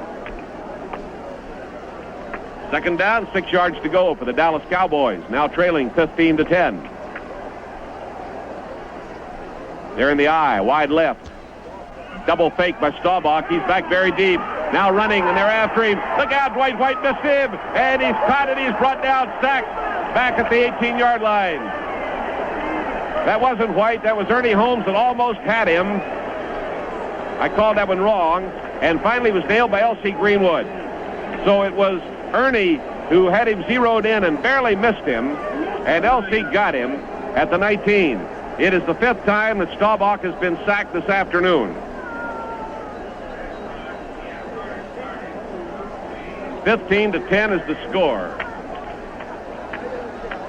Last year, the Steelers won it 16-6 over Minnesota. Third down and 15 at the 19-yard line. Shifting into the shotgun. Staubach will get the direct snap. There it comes, and he's back to throw. Looking out at the man coming out of the backfield, throws it to Charles Young inside the 20, comes over the 25, fights his way to the 29-yard line. Charles Young fights his way up to the 29-yard line. Little flaring of fists down there. We've seen no flags. We don't need a flag right now. Can't use one. Dallas player is shaken up on the play. Tango and Mike Wagner. L.C. Greenwood and Jack Lambert made the stop. Golden Richards is the injured player. Dallas completing its 10th pass out of 15 tries. And the receiver, Young, getting his third catch of the postseason, his second in this game. Golden Richards, the 3-year wide receiver from Hawaii, getting attention from the medical corps of the Cowboys. Here is, let's see what we're doing. J.T. Thomas is coming off, and making a late appearance on the special club is Donnie Shell. We have Edwards deep along with Brown. And it is 4th down and 5 yards to go. So do you figure the Cowboys are going to punt it right now? You'd almost have to believe they will, with 4:50 still to go in the ball game. On the other hand, they might reach down into that bag of tricks and come up with some wild play that you won't expect. The Steelers know full well what it is to have a punting play by the opposition backfire, because it was in the AFC Championship game in 1972 when Miami's Larry Seipel did just that. Backfired on what was an apparent punt play, and Miami went on to win the ball game. So it is 4th down and 5. Golden Richards still getting attention down on the field. This has been an electrifying afternoon. I don't believe anybody can walk out of here and say that this has been a dull Super Bowl game. In every respect, it has shown a little bit of every type of play that you could wonder about. Thus far, I think an important item for the Steelers has been their ability to avoid the penalties today. Richards is up on his feet, so he had the breath knocked out of him. He apparently had taken a good, strong hit from Mike Wagner.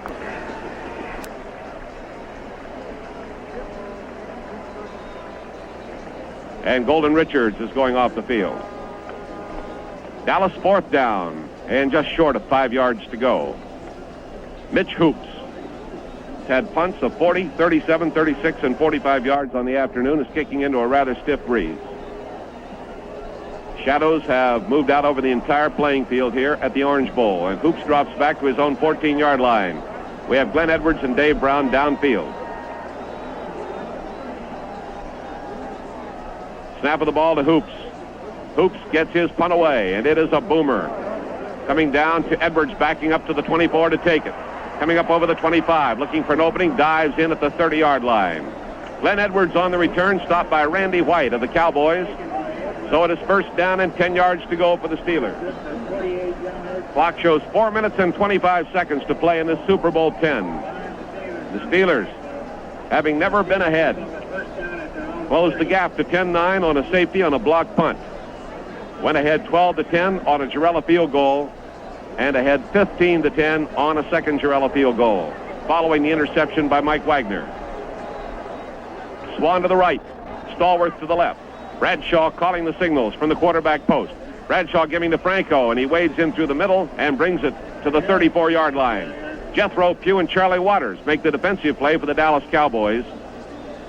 It is almost a 4-yard gain. It will be 2nd down and a long 6 yards to go for the Steelers. 2nd and a good, strong 6. They're moving left to right in the 4th quarter of this game for the championship of all of pro football. Clock has just passed the 4-minute mark. Flanker left, split end to the right. And the give is to Franco, hesitates, dives, and gets over the 35 to the 36. Not a good gainer, a 2-yard pickup. Ed Jones on the tackle for the Dallas Cowboys. Well, in this booth, in a rather frenzied situation this afternoon, a team effort involving, aside from the voices you hear on the air, Tom Leslie, Lou Kreck, and J.D. Fogarty, and a lot of assistance from Tom Bender back behind us here. Our old friend now stationed at Fort Myers in the TV business. It is third down.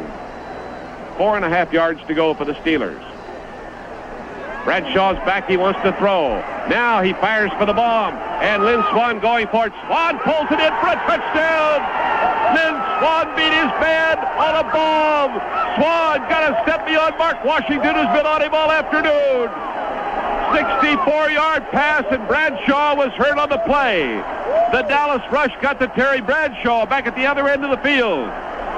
Bradshaw is banged up on the play, and they're picking him up off the field. What a strike!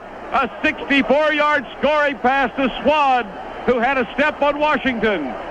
Swann has caught passes, 4 of them for 161 yards, and that is a Pittsburgh touchdown. And Bradshaw is being helped off the field. Holy smokes, his 19th pass of the day, his 10th completed.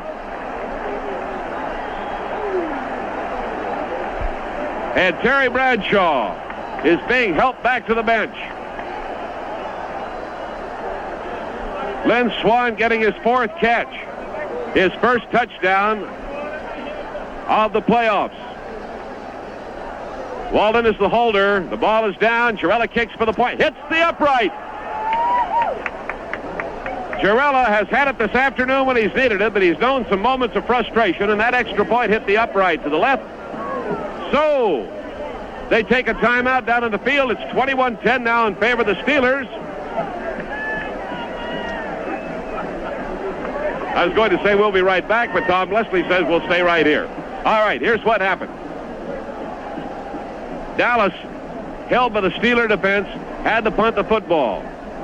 And the Steelers, following the punt, put it in play at their own 30. 2 running plays took it to the 34 and then to the 36.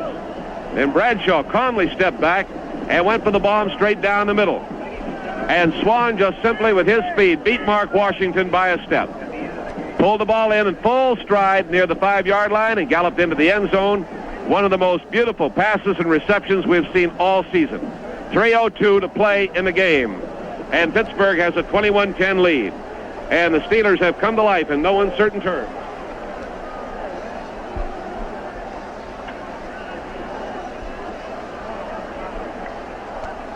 Steelers are kicking off down to the Cowboys. Jarella kicks it down into the end zone, fielded by Preston Pearson for the automatic touchback. Preston Pearson fields the ball in the end zone. And Roy Jarella just kicks it beautifully. Paul Urim pats Jarella on the back, and Jarella, he feels a little downcast. J.D., you know this young man. He's an emotional kid. And the 2 field goal misses and hitting the upright on the extra point just enough to destroy him for a little while, a few minutes. You say that's right? That's right. He came back up. Lou, do you have any pertinent observations? Jack, it's a great game. That's all I can say. Okay, you've just heard from 2 men who usually don't speak. Tom Leslie's going to deliver the next speech. Oh, this is beautiful. 2 minutes and 54 seconds to go. It is 21-10. First down, 10, the Cowboys. The shotgun formation. Staubach on the direct snap, drops back. Now he throws over the middle, completes it to Charles Young at the 25. He's nailed and goes down at the 26. Charles Young caught by Andy Russell and brought down at the 27-yard line, a gain of 7 yards.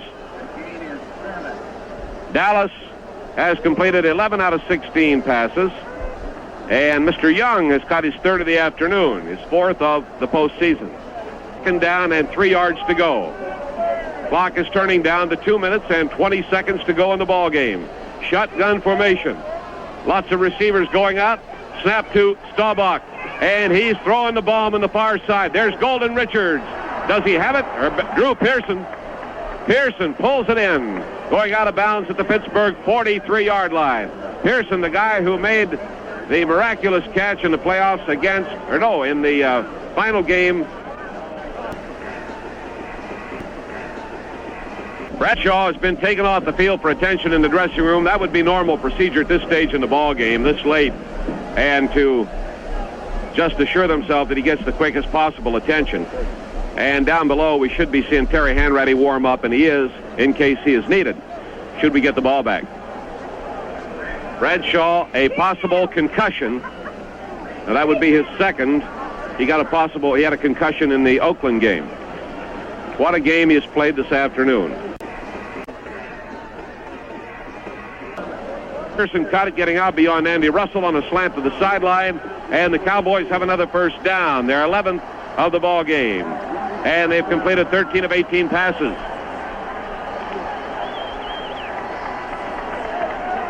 Lynn Swann has set a Super Bowl record for total yardage, pass receptions in the Super Bowl.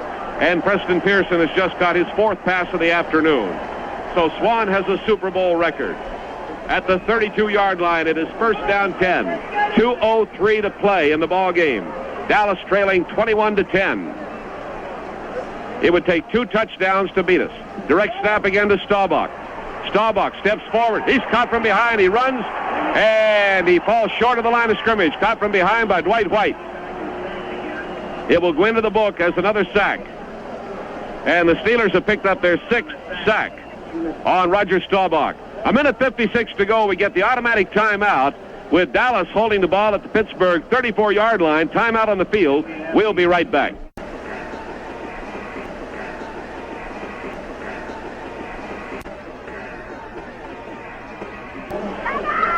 How they can look around this league and name better quarterbacks, I don't know. Listen to these people cheer out here. Let's hear it out. Right outside our booth, we got our own Pittsburgh cheering section. Shotgun formation for Dallas. Snap to Staubach, drops back. He steps forward and goes for the end zone. Look out down there. It's going to be a touchdown for the Dallas Cowboys. Percy Howard got beyond Mel Blount. And free in the end zone for a great catch for the Dallas Cowboys. Blount trying to handle him, couldn't keep up with him, and Percy Howard, a rookie from Austin Pay, got out beyond Mel. And look out now, we're going to go for the short kickoff, and they're going to try and get back at us. It may be another nail-biter. Here we go again. Dallas on its 19th pass, Staubach getting his 2nd touchdown, and these Cowboys are something else. No way that they're going to lie down and die. They just keep coming at you. Howard getting his first catch of the playoffs. Tony Fritsch kicking for the point after. It is up there. It is good. So the Cowboys have scrambled back into a 21-17 ball game with 1:48 to play. Now the Cowboys have the opportunity to execute the short kickoff and see if they can do it successfully as Oakland did. Oakland didn't have this much time. Nobody is leaving the stadium. Everybody is standing in, and they've been wanting one like this, and now they've got it this afternoon, a fine Super Bowl game. And the Cowboys, looking nothing like a corpse, they are very much alive. And they're teeing up the ball at the 35, and the Steelers are going to have to protect against the short kickoff. On the other hand, Landry could elect just to give it to the Steelers and then try to get it back from them as quickly as possible. Steelers have 3 timeouts remaining. Dallas has 3, too. All right. Tony Fritsch will kick it off. Steelers poised to receive. Fritsch is going for the short kickoff. Fielded this time successfully by the Steelers. And Steeler was dealing with it and finally was blown dead. It was Boone Mullins. Mullins dealt with the ball and then decided he would run with it. Suddenly he realized he could go with it. Nobody had touched him, but they had whistled it dead as he was covered by Ron Howard, and the Steelers get it at the Dallas 42.5-yard line. First down 10. Terry Hanratty at the controls. Terry Bradshaw injured with a possible concussion. And he was hit by the Dallas forward wall after he had thrown a bomb to Lynn Swann. Hanratty calling the signals at the Dallas 42.5-yard line. Hanratty brings a wide man in motion, left to right, hands off to Franco, and Franco running to the left is Dale. At the Dallas 44.5-yard line, and the Cowboys call timeout. Loss of about 2 yards on the play, second down 12. 1:41 to play in this contest. And the Cowboys are trying to execute a miracle. Hanratty over here to talk to Chuck Knoll as they map their strategy. You never know in this game, and I keep telling myself, I learned it vividly a number of years back with Bender at Pitt Stadium when we were playing the Dallas Cowboys, and we apparently had them nailed to the cross when I said there will be dancing in the streets of Oakland tonight. The Cowboy fans were dancing that day. And then again when we played the Chicago Bears in Chicago back at the start of the 71 or 72 season and had them nailed down pretty well in the second half. What happened? We coughed up the football a couple of times and the Bears came back to beat us. So you never take anything for certain. You just celebrate a little bit quietly inside and then wait until the final whistle blows. A minute 41 to play in this ball game. Steelers leading 21-17. Second down 12 at the Dallas 44. Pittsburgh definitely in control, but it must protect the football and keep it. Get a first down if possible. Second down and 12. Hanratty, who's seen very little action in gameplay this year, hands off to Franco, trying to get outside to the right, can't, cuts back, and goes to the 42-yard line. Head too tall, Jones in on the tackle, along with Harvey Martin. It will be third down now and 10 yards to go. Dallas has stopped the clock again with a minute 33. Dallas is willing to use its timeouts now because it can rely on the savvy of Roger Staubach to go to the sideline and control the clock. And in using up their timeouts on Pittsburgh's offensive series, they're showing a great deal of confidence in Staubach. Somebody has put a parachute into the air here. It is anchored to one end of the stadium, and on it there's a flag that says, "I am available." And then there's a phone number, 673-1353. Doesn't give the area code. It's in Miami. Can you believe this? It could only happen here. A parachute is flying over the stadium from one end. All right. Third down 10 at the Dallas 42. Hanratty barks the signals. Hanratty gives it to Rocky Blyer, and he goes into the center of the line, gets only a yard. Hit by Jethro Pugh and Dave Edwards. The Cowboys will get the ball back. They have used the timeout to stop the clock again with a minute 28.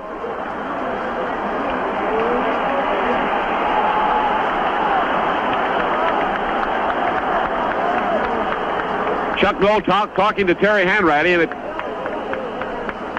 it is fourth down. What's Hanratty doing staying out there?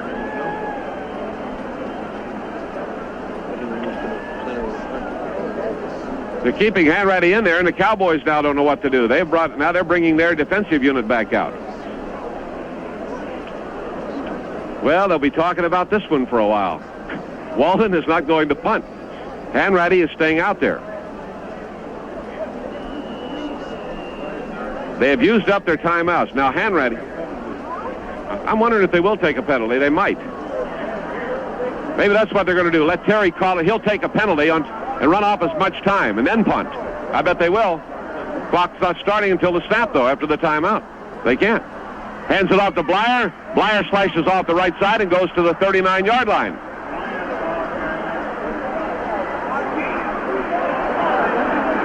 The clock is stopped with a minute 22.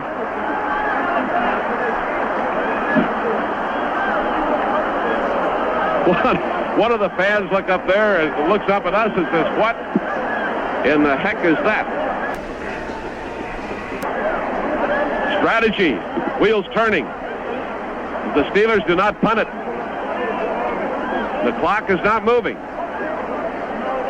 on the turnover of the football.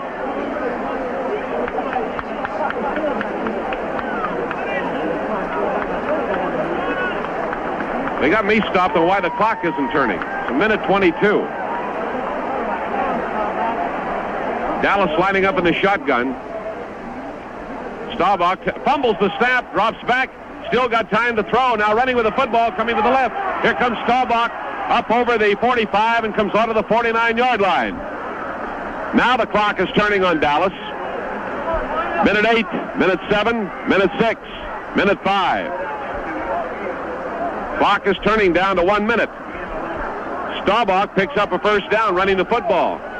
Lines them up in the shotgun again. The Pittsburgh defense is umbrella type in the secondary. They don't want to give them the bomb. Staubach takes a low snap again, drops back.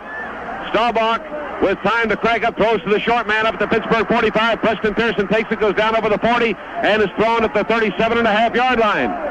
Preston Pearson, the receiver, as Dallas has completed another pass. Preston gets his third catch of the afternoon, and the tackle was made by Marv Kellum. Clock is still turning. No, it stopped. Now they say crank it up. Clock is turning down to 25-24. Dallas is at the Pittsburgh 38-yard line. Staubach fumbles the snap. Staubach trying to pick it up. He's hit. Staubach runs forward with a football, and he's for the end zone, and it is incomplete. Holy smokes. Staubach picked it up, got away, and was firing downfield for Drew Pearson. Sailed well over his head. 12 seconds to go. The Cowboys are at the Pittsburgh 38. I have never seen anything like it in my life. It is second down and 10 yards to go. 12 seconds remaining. They're going to get another shot at us. Let's see. We got three down linemen. Greenwood, Holmes, and Dwight White. Three linebackers and 5 defensive backs. Shotgun formation. Staubach is 5 yards behind center. He'll take a direct snap again. Here it is, the direct snap to Roger Staubach. Staubach has lots of time. He's going for the bomb. He's got a man down there, and we've got a defender back there, and it is incomplete. J.T. Thomas breaks it up. Percy Howard was the intended receiver, and the clock has not run out. 3 seconds remain, and they'll get another shot at us. They get another shot at us. Absolutely phenomenal. And they'll be talking about the strategy in this one for a long time to come. And you know what Chuck will say? Why didn't you punt, Chuck? He'll say, I did it just so you could second guess me. At the 38-yard line. And I don't argue with the man at all.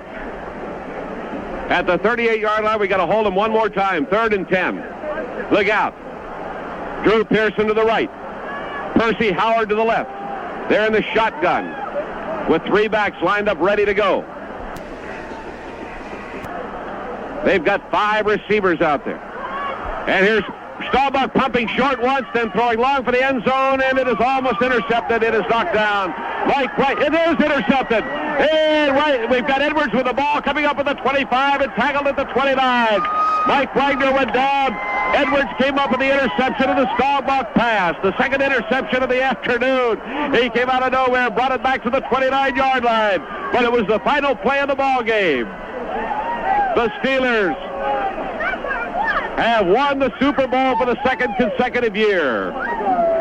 Chuck Noll has become only the 2nd coach in history to win the Super Bowl 2 times. The late Vince Lombardi did it with Green Bay. That's the end of Super Bowl 10 here at the Orange Bowl of Miami. The final score, Pittsburgh 21, the Dallas Cowboys 17. Welcome to the victorious Steelers Super Bowl dressing room. You betcha this is a happy place. But Jack Ham's still yelling for his money for having been on my talk show this week. He doesn't know how tight I am. Hey, Moon Mullins is here, and Moon, you were the guy who grabbed that onside kick late in the ball game when the Cowboys were still having a chance to pull it out. Did you have any trouble landing on that ball? And you worried me when you got up and ran with it. Well, I'll tell you what, Myron, there wasn't anything in the world that was going to keep me away from that football. And it was probably a reckless move on my part to get up and try to run with it, but as I was laying there expecting somebody to, give me a spear in the back, the only person that touched me was Larry Brown, who sort of covered me up and tried to protect me.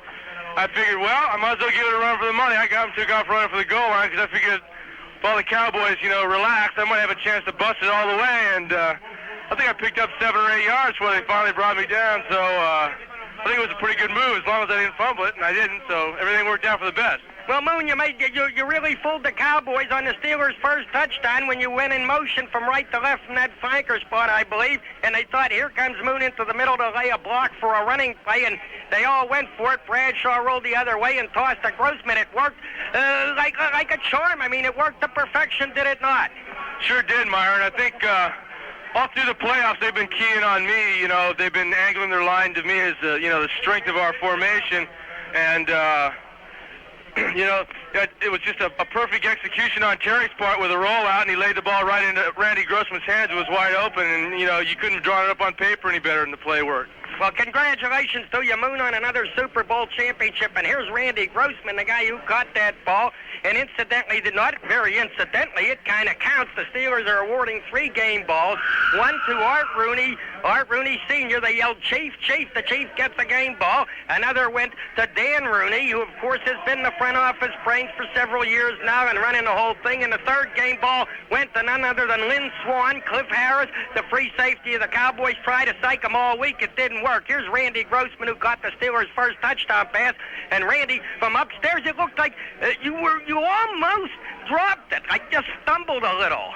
Well, I didn't almost drop it. It's the easy ones that are the hardest to catch, and it was never in doubt, put it that way. Well, I'll tell you, they really fell for it because there was nobody. You were behind Leroy Jordan, but by a good 3 yards in the end zone, right? Yeah, they were playing the run. It was a funny thing. I scored on that same play on the first preseason game this year against the All-Stars, and then here in the last game, the same play, scored again. What a way to start them and end them. Wade, nice score, Randy Grossman. Muzzle tough on another anniversary. What? Say that again? It's my anniversary today, too. 1 year. 1 year. On his anniversary, he wins another Super Bowl. 2 years in the league, and he's won 2 Super Bowls.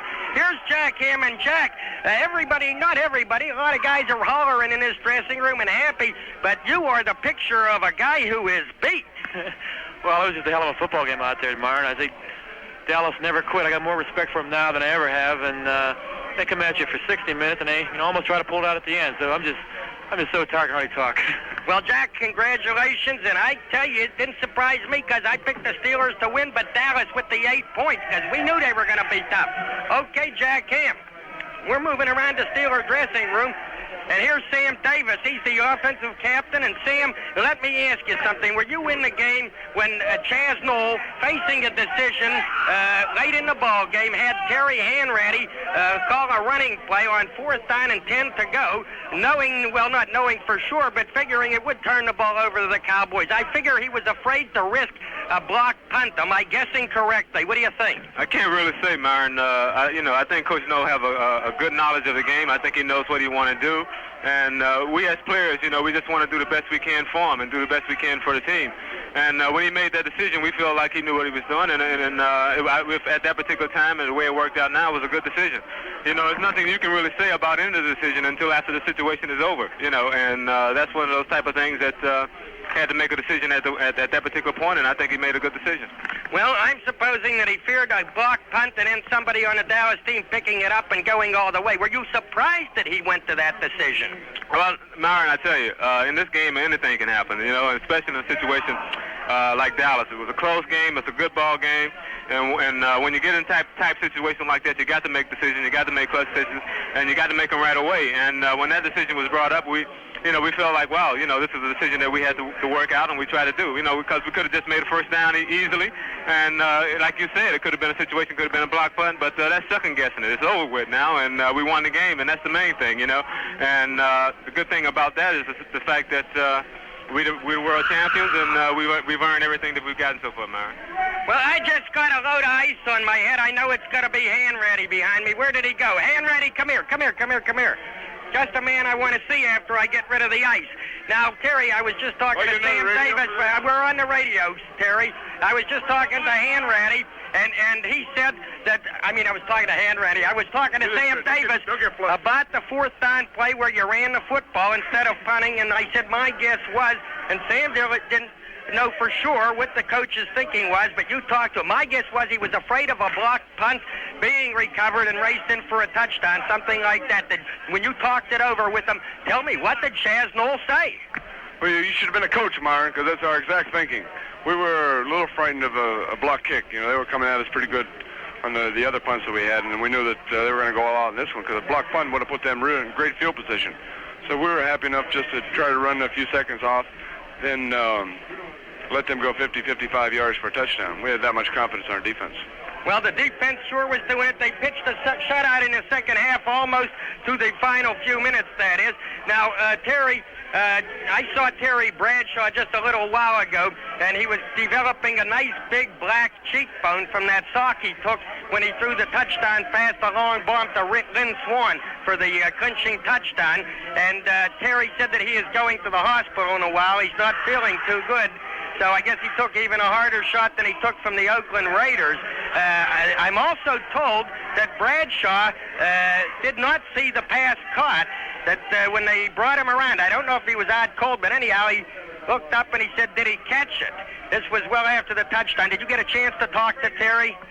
Yeah, I did. He's feeling pretty rough now, but it's one of those things that, it's going to be all right. But I know why he didn't see it. Because he had a great rush put on the first time, then he ducked it, then he came up firing. I think he put the ball up about 70 yards. And just as he released the ball, I don't know who it was, someone hit him really hard. Well, I'll tell you, I was down on the field, and I saw a big lineman coming from the blind side. But then later, of course, I then followed the ball. Then later, when I looked back, Mark Washington was getting up off Bradshaw, so I'm really not sure either who hit him, but they did a good job on it, and he really had a guts performance today, throwing that long one to Swann from inside his own end zone in the first half, too. Wasn't a great guts performance by the other Terry? Oh, I think it typifies the way Terry's played all year. I think he's played with a lot of pain. He's played with a lot of hurts, and I think he had a sensational year. And I think definitely he's the best quarterback in the NFL this past year, and I think he just had a super effort. Congratulations, Terry Hanratty, on another Super Bowl payday, and we'll have more from the Steelers dressing room in a minute. Back in the Steelers dressing room, I got Frenchie Fuqua here. Frenchman, I'll tell you, these Super Bowl games are tough. This one today much tougher than the one against the Mini Vikes last year, right? No doubt about it, all the way down to the last moment. But you know something, Myron? Curfew all week. Winning this game made it worth it. I'll do it 2 weeks if we can have a feeling like this. When you can lock in Count Frenchie for a week, and I'm not saying I'm totally sure that they succeeded in doing it, well, you've gotten ready for a ball game. The Cowboys, did you expect them to be all this tough? Well, we had played them in the exhibition season. We knew that they had beat us. They had the momentum going, and they came out here. They were pretty confident. And they got a good team. I didn't expect them to be quite that tough, to tell you the truth. No. But, they showed me differently. Frenchie, were you surprised in the first half when Chaz Knoll had Terry Bradshaw attempt to pass to Franco Harris with a 4th and 1 yard to go, and a pretty good 1 yard at about the Cowboys' 36-yard line? Well, no, I thought it was a very good play, as a matter of fact. 134 trap pass, and it was a great play. He was open. It was just one of those things where you drop the ball, and that's what happened on that play. Other than that, it would have been a big play, and probably you'd been asking me, well, what do you think of the big play that Coach called for that 134 trap pass? But no doubt about it, hey, you got to go with the score, and that's what we were going for, the score. We had them in a short yardage situation, and it almost was a big play. Frenchie, one more thing. They opened the game, the Cowboys did, with the reverse. Pearson to Henderson on the kickoff. Were you guys anticipating that perhaps? It didn't look like you were because it worked. I think that's been the biggest surprise we've had in Miami, was that reverse. We had studied quite a few films on them as far as a kickoff return was concerned, but we'd never seen a reverse like that. But we knew that they had to throw all the garbage out as the game progressed, and eventually they got down to basic football. Well, they threw the garbage out, and it wasn't enough. Congratulations, Frenchie Fuqua. I got Captain Andy Russell here. And, Andy, you just got to be feeling tremendous. You played a tremendous ball game. You made one stop where I thought you nailed Robert Newhouse easily short of the first time. They gave it to him anyhow, and you guys still came on to win. Myron, it's absolutely fantastic feeling. We're still just jumping up and down here. I don't think it's quite the delirium that we had last year, because last year was almost like a dream come true. But this year I think it's even more satisfying because it was an objective, a clear-cut objective all year. We thought we had the team that could do it. We wanted to repeat, and we did it. And it was never in doubt. Well, about Lynn Swann, never in doubt. I worried a little bit. I've never doubted, though. Lynn Swann, here's a guy Cliff Harris tried to work on his psych all week. He said he's got to be thinking of the concussion. Implant that in his noggin so he'll hear footsteps as he's going out. It sure failed miserably, did it not? Well, you remember what we said on your show. It was a mistake for Harris to be trying to intimidate Swann, because Swann's one of the toughest receivers in the National Football League. Man, I don't think you want to challenge guys like that because they rise up, and it was an absolutely incredible performance by Swann. Now, this Dallas team was, I would guess, you would say, a much tougher opponent than Minnesota last year. Well, I think they were tougher for our defense in the respect that they are far more complicated. They threw an awful lot of formations at us, which necessitated automatic checks. They did a lot of motion to change the formation and the strength, and so they presented a lot more problems. I think we played pretty well. We kept things contained for the most part. We gave them a touchdown where we had half the team playing one defense and half the team playing another defense. So that's what they're trying to get you to do. But we adjusted, and we did pretty well in the second half. And you're talking about the touchdown, of course, where Drew Pearson was wide open down around the 15-yard line in the middle. There was confusion then in the Steeler defense, huh?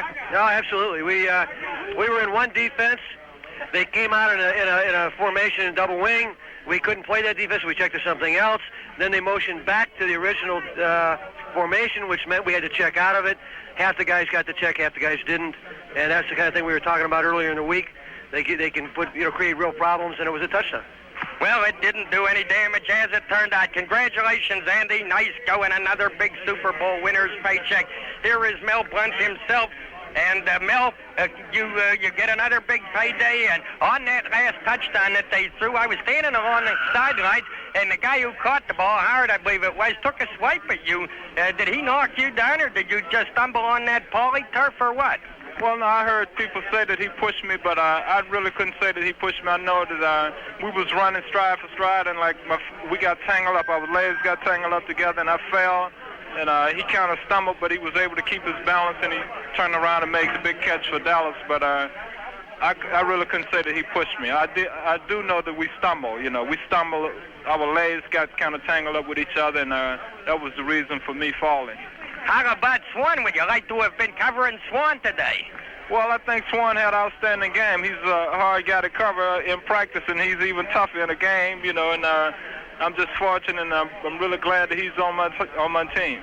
Hey, you promised us in midweek, you intimated anyhow that you would have a big story by the end of the week. Is this the big story? Well, Myron, you're a smart guy. I'm glad you realize that. This is the big story because, like I said, this was what we was here for, is to win the game, and we won it. So we don't have any, all our critics, they can just, hush because they know that we are true champions. So has spoken the defensive player of the league. Congratulations, Mel Blount. Terrific. Thank you. Yeah, we're down here in the Steelers dressing room, and we're gonna be back with more in one moment. Back in the Steelers dressing room, I've got J.T. Thomas, who today made a brilliant interception and a terrific return of 35 yards with the ball. Did you have that play all the way? Was that in your hip pocket, J.T.? Well, not exactly. What happened, I jammed Drew Pearson down and killed his route and came off in the deep zone reading quarterback. And evidently, he didn't see me, and I got a good reaction to the ball and come up with the interception, and I tried to pick up my blockers. Well, Drew Pearson, he did hurt you guys once when Andy Russell explained on his touchdown catch that you guys got a little mixed up on your defenses. But did you have him a lot today? And I guess you would be fairly satisfied, if so, with your coverage of him. Well, yes, I had him quite a bit. And on his touchdown was like the secondary. We just blew it. He came over across the field, and he shouldn't have scored because we knew the check, but we didn't check out of it, for some reason. It's one of those things where you draw a blank 1 in a million times, and all four of us kind of drew that blank, And we was fortunate to come out of it.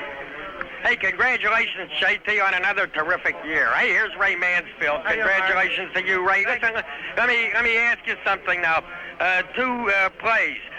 One, Chasnell's decision, which we talked about with some of the other guys, to disdain the punt late in the ball game and run the ball. And secondly... Wise decision. Hold on. All right, let's go to that. Wise decision, he says.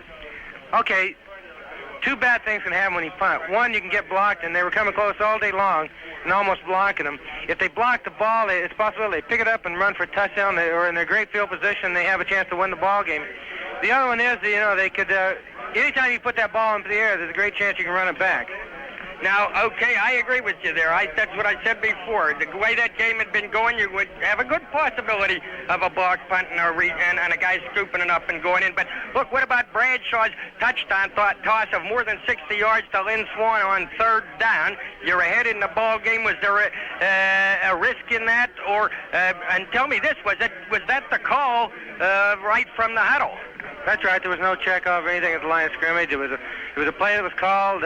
we knew they was going to be sending everybody, and we're going to have 3 receivers out there, and they're going to have only 3 people covering them, and there's not a hell of a lot of guys in this league that can cover Lynn Swann one-on-one, and Bradshaw showed a lot of maturity. He stayed in there. He knew he was going to get wiped out because there wasn't enough blockers for the people coming, and Lynn, I saw when he made that move, he had it. I knew he was going to either catch the ball and be in scoring position or score on the play, and it was just, he showed his greatness. He sure did have Mark Washington for lunch today. Tell me, was Lynn cackling it all out there on that field? Because Cliff Harris, was giving it to him all week. And in matter of fact, on his first catch, which was an absolute beauty along the sidelines, he out-leaped Harris for the ball. Was Lynn enjoying himself and letting the Cowboys know? No, he didn't. He's not a guy that really shows off out there. He's a very quiet guy in the huddle. He's just concentrating on what he's doing. He's not a troublemaker, or he's not trying to cause anybody to get it up for him. He's a great ball player. He doesn't he has his fun after the ball game's over, but never during the ball game. Hey Ray, how does this one feel compared to last year's? Myron, it's a greater feeling, I think, than last year. Almost anybody can win a Super Bowl one time. You can take a team that's maybe a runner-up, and he might be 8-6, and they might get lucky and go all the way. But there were some doubts cast with some friends of mine. Tom Mack of the Rams was kidding me on a tour of the Far East last year that you guys won one in 40 years. Now you think you're on top of the world. And I said, Tom, I will prove it to you this year. We'll go back and we'll beat you in the Super Bowl. And unfortunately, he wasn't here to enjoy our win. Well, you joined the Cowboys and the Green Bay Packers as the only teams to win 2 Super Bowls in a row. Who did I say? Cowboys. Well, I mean Miami Dolphins, yeah. So I'm sorry about that. Anyhow, I feel like today's win, you had to take more satisfaction in it than last year's because this was a better team than the Vikings were last year in the Super Bowl, right? Well, I don't know if they're a better team. They were certainly a different type of team than last year's Vikings. They were pretty basic last year. They didn't try and fool you. This is a team that comes in here. They show you so many different things that you make a lot of mistakes. And I don't know if they're tougher. Their defense didn't certainly seem to be tougher than the Vikings did last year. Hey, thanks, Ray, and congratulations. Terrific. And I've got Dan Rooney, the front office brains behind it all, a guy who was given a game ball along with his dad, Art Rooney, and along with Lynn Swann. You just got to be just as proud of this team as can be, and pretty well satisfied with the way you and Chuck Thole have gone about building this organization. Well, it's a great organization, and it really was a thrill to accept the Super Bowl trophy because I felt that this year was really a tough year. Everybody was shooting at us, when we got beat in the preseason game, that all run and jump and say we beat the Super Bowl team, so we have it made and things like that, and they were using the plan for it. But this team did whatever it took, and they just kept going, and even this game was so tough, down to 3 seconds, but it was great, and they all say it was the best Super Bowl ever, and just thrilled to be here. And as I say, as you just mentioned, the whole organization really I have to be proud of because they did a job. The publicity people, Joe Gordon just did an outstanding job down here. The league office people told me that he really did a job, and Jim Boston and the advance people, and so it was really a total organization effort, and I'm really pleased. Well, you mentioned, Dan, you mentioned Buff Boston and Joe Gordon, and that's nice that you did because I do think that they are the two of the best front office men in the entire league, and they work behind the scenes, and they don't get a whole lot of credit. You don't hear their name mentioned all that often, but they do a terrific job, so that's nice of you to give them that credit. Pete Rozelle, when he came into the dressing room, was just beaming. I don't see how anybody is going to be able to say this was a dull Super Bowl. You think the Czar is home free with this one? Well, I sat in the press box, and they were all thrilled. In fact, after the first 5 minutes, they said there was more action in the first 5 minutes than there's been in the last 5 Super Bowls. But of course, I wasn't caring about action. All I was caring about how we were doing, but it turned out wonderful. Well, thanks again, Dan, and again, congratulations to you. Terrific. You betcha. We're having some fun down here in the Steelers dressing room, talking to a lot of players. Do I have a few more minutes yet? Okay, Lou Kreck is down here helping me on the queue, and let's see if we can't get Steve Furness in here. Could I have you just 1 second, Steve, huh? I'm sorry, but appreciate it. Thank you. One of the gentlemen of the press is allowing me to speak to Steve. He is interviewing him here, and I appreciate it so much. Well, Steve, you came out of there. I saw a little blood on your face a little while ago before you were you showered. Quite a lot of blood, but I guess it was the other guys because you're clean now. Yeah, it was a pretty hard-hitting game out there, Myron. We did a lot of hitting, and I know Jack and I were pretty covered with blood, and we know it wasn't ours, so we were happy about it. Well, what about Staubach? You think that after halftime you had him pretty well figured out? Yeah, they came out with a few new things, and it took us halftime. We went in and got a couple of things adjusted on the traps inside, and we came out in the second half more ready for what he was doing. Well, Steve, thanks so much, and I appreciate it, sir, for you letting us have a word with Steve there. Let's pause now for station identification. Well, we're down here in the Steelers dressing room, and we want to go just a little bit longer. We got a green light from the station, and I got Jim Clack here. My goodness, the Fleas came out okay. The Fleas are the offensive line of the Steelers. They named themselves that just very recently, matter of fact, because they're just a bunch of midgets as pro football linemen go. They went up against this huge line, and Jim Clack, you guys can be proud of yourself. Oh, thank you very much, man. That was great. We started moving the ball there right from the start, and it meant a lot to us, and we kind of got away from it there for a little bit, for the right plays. We were running so well, and got back to it and kept on doing it, and as we were telling you the other day, the monsters of the Midway, the Fleas got after them, so we were glad of it, really super. Yeah, the Fleas got at the monsters of the Midway. Well, that's the old name for the Chicago Bears, and what about the big jug hands you told me about? Every one of those Dallas Cowboy defensive linemen have jug hands and reach around and snatch two guys at one time and lock them in their footsteps. What about them? Were they at it today? Oh, they were at it. We were more conscious of it, though. We were using the hands much better, like I was telling you, that we had to do, and to keep them off of us.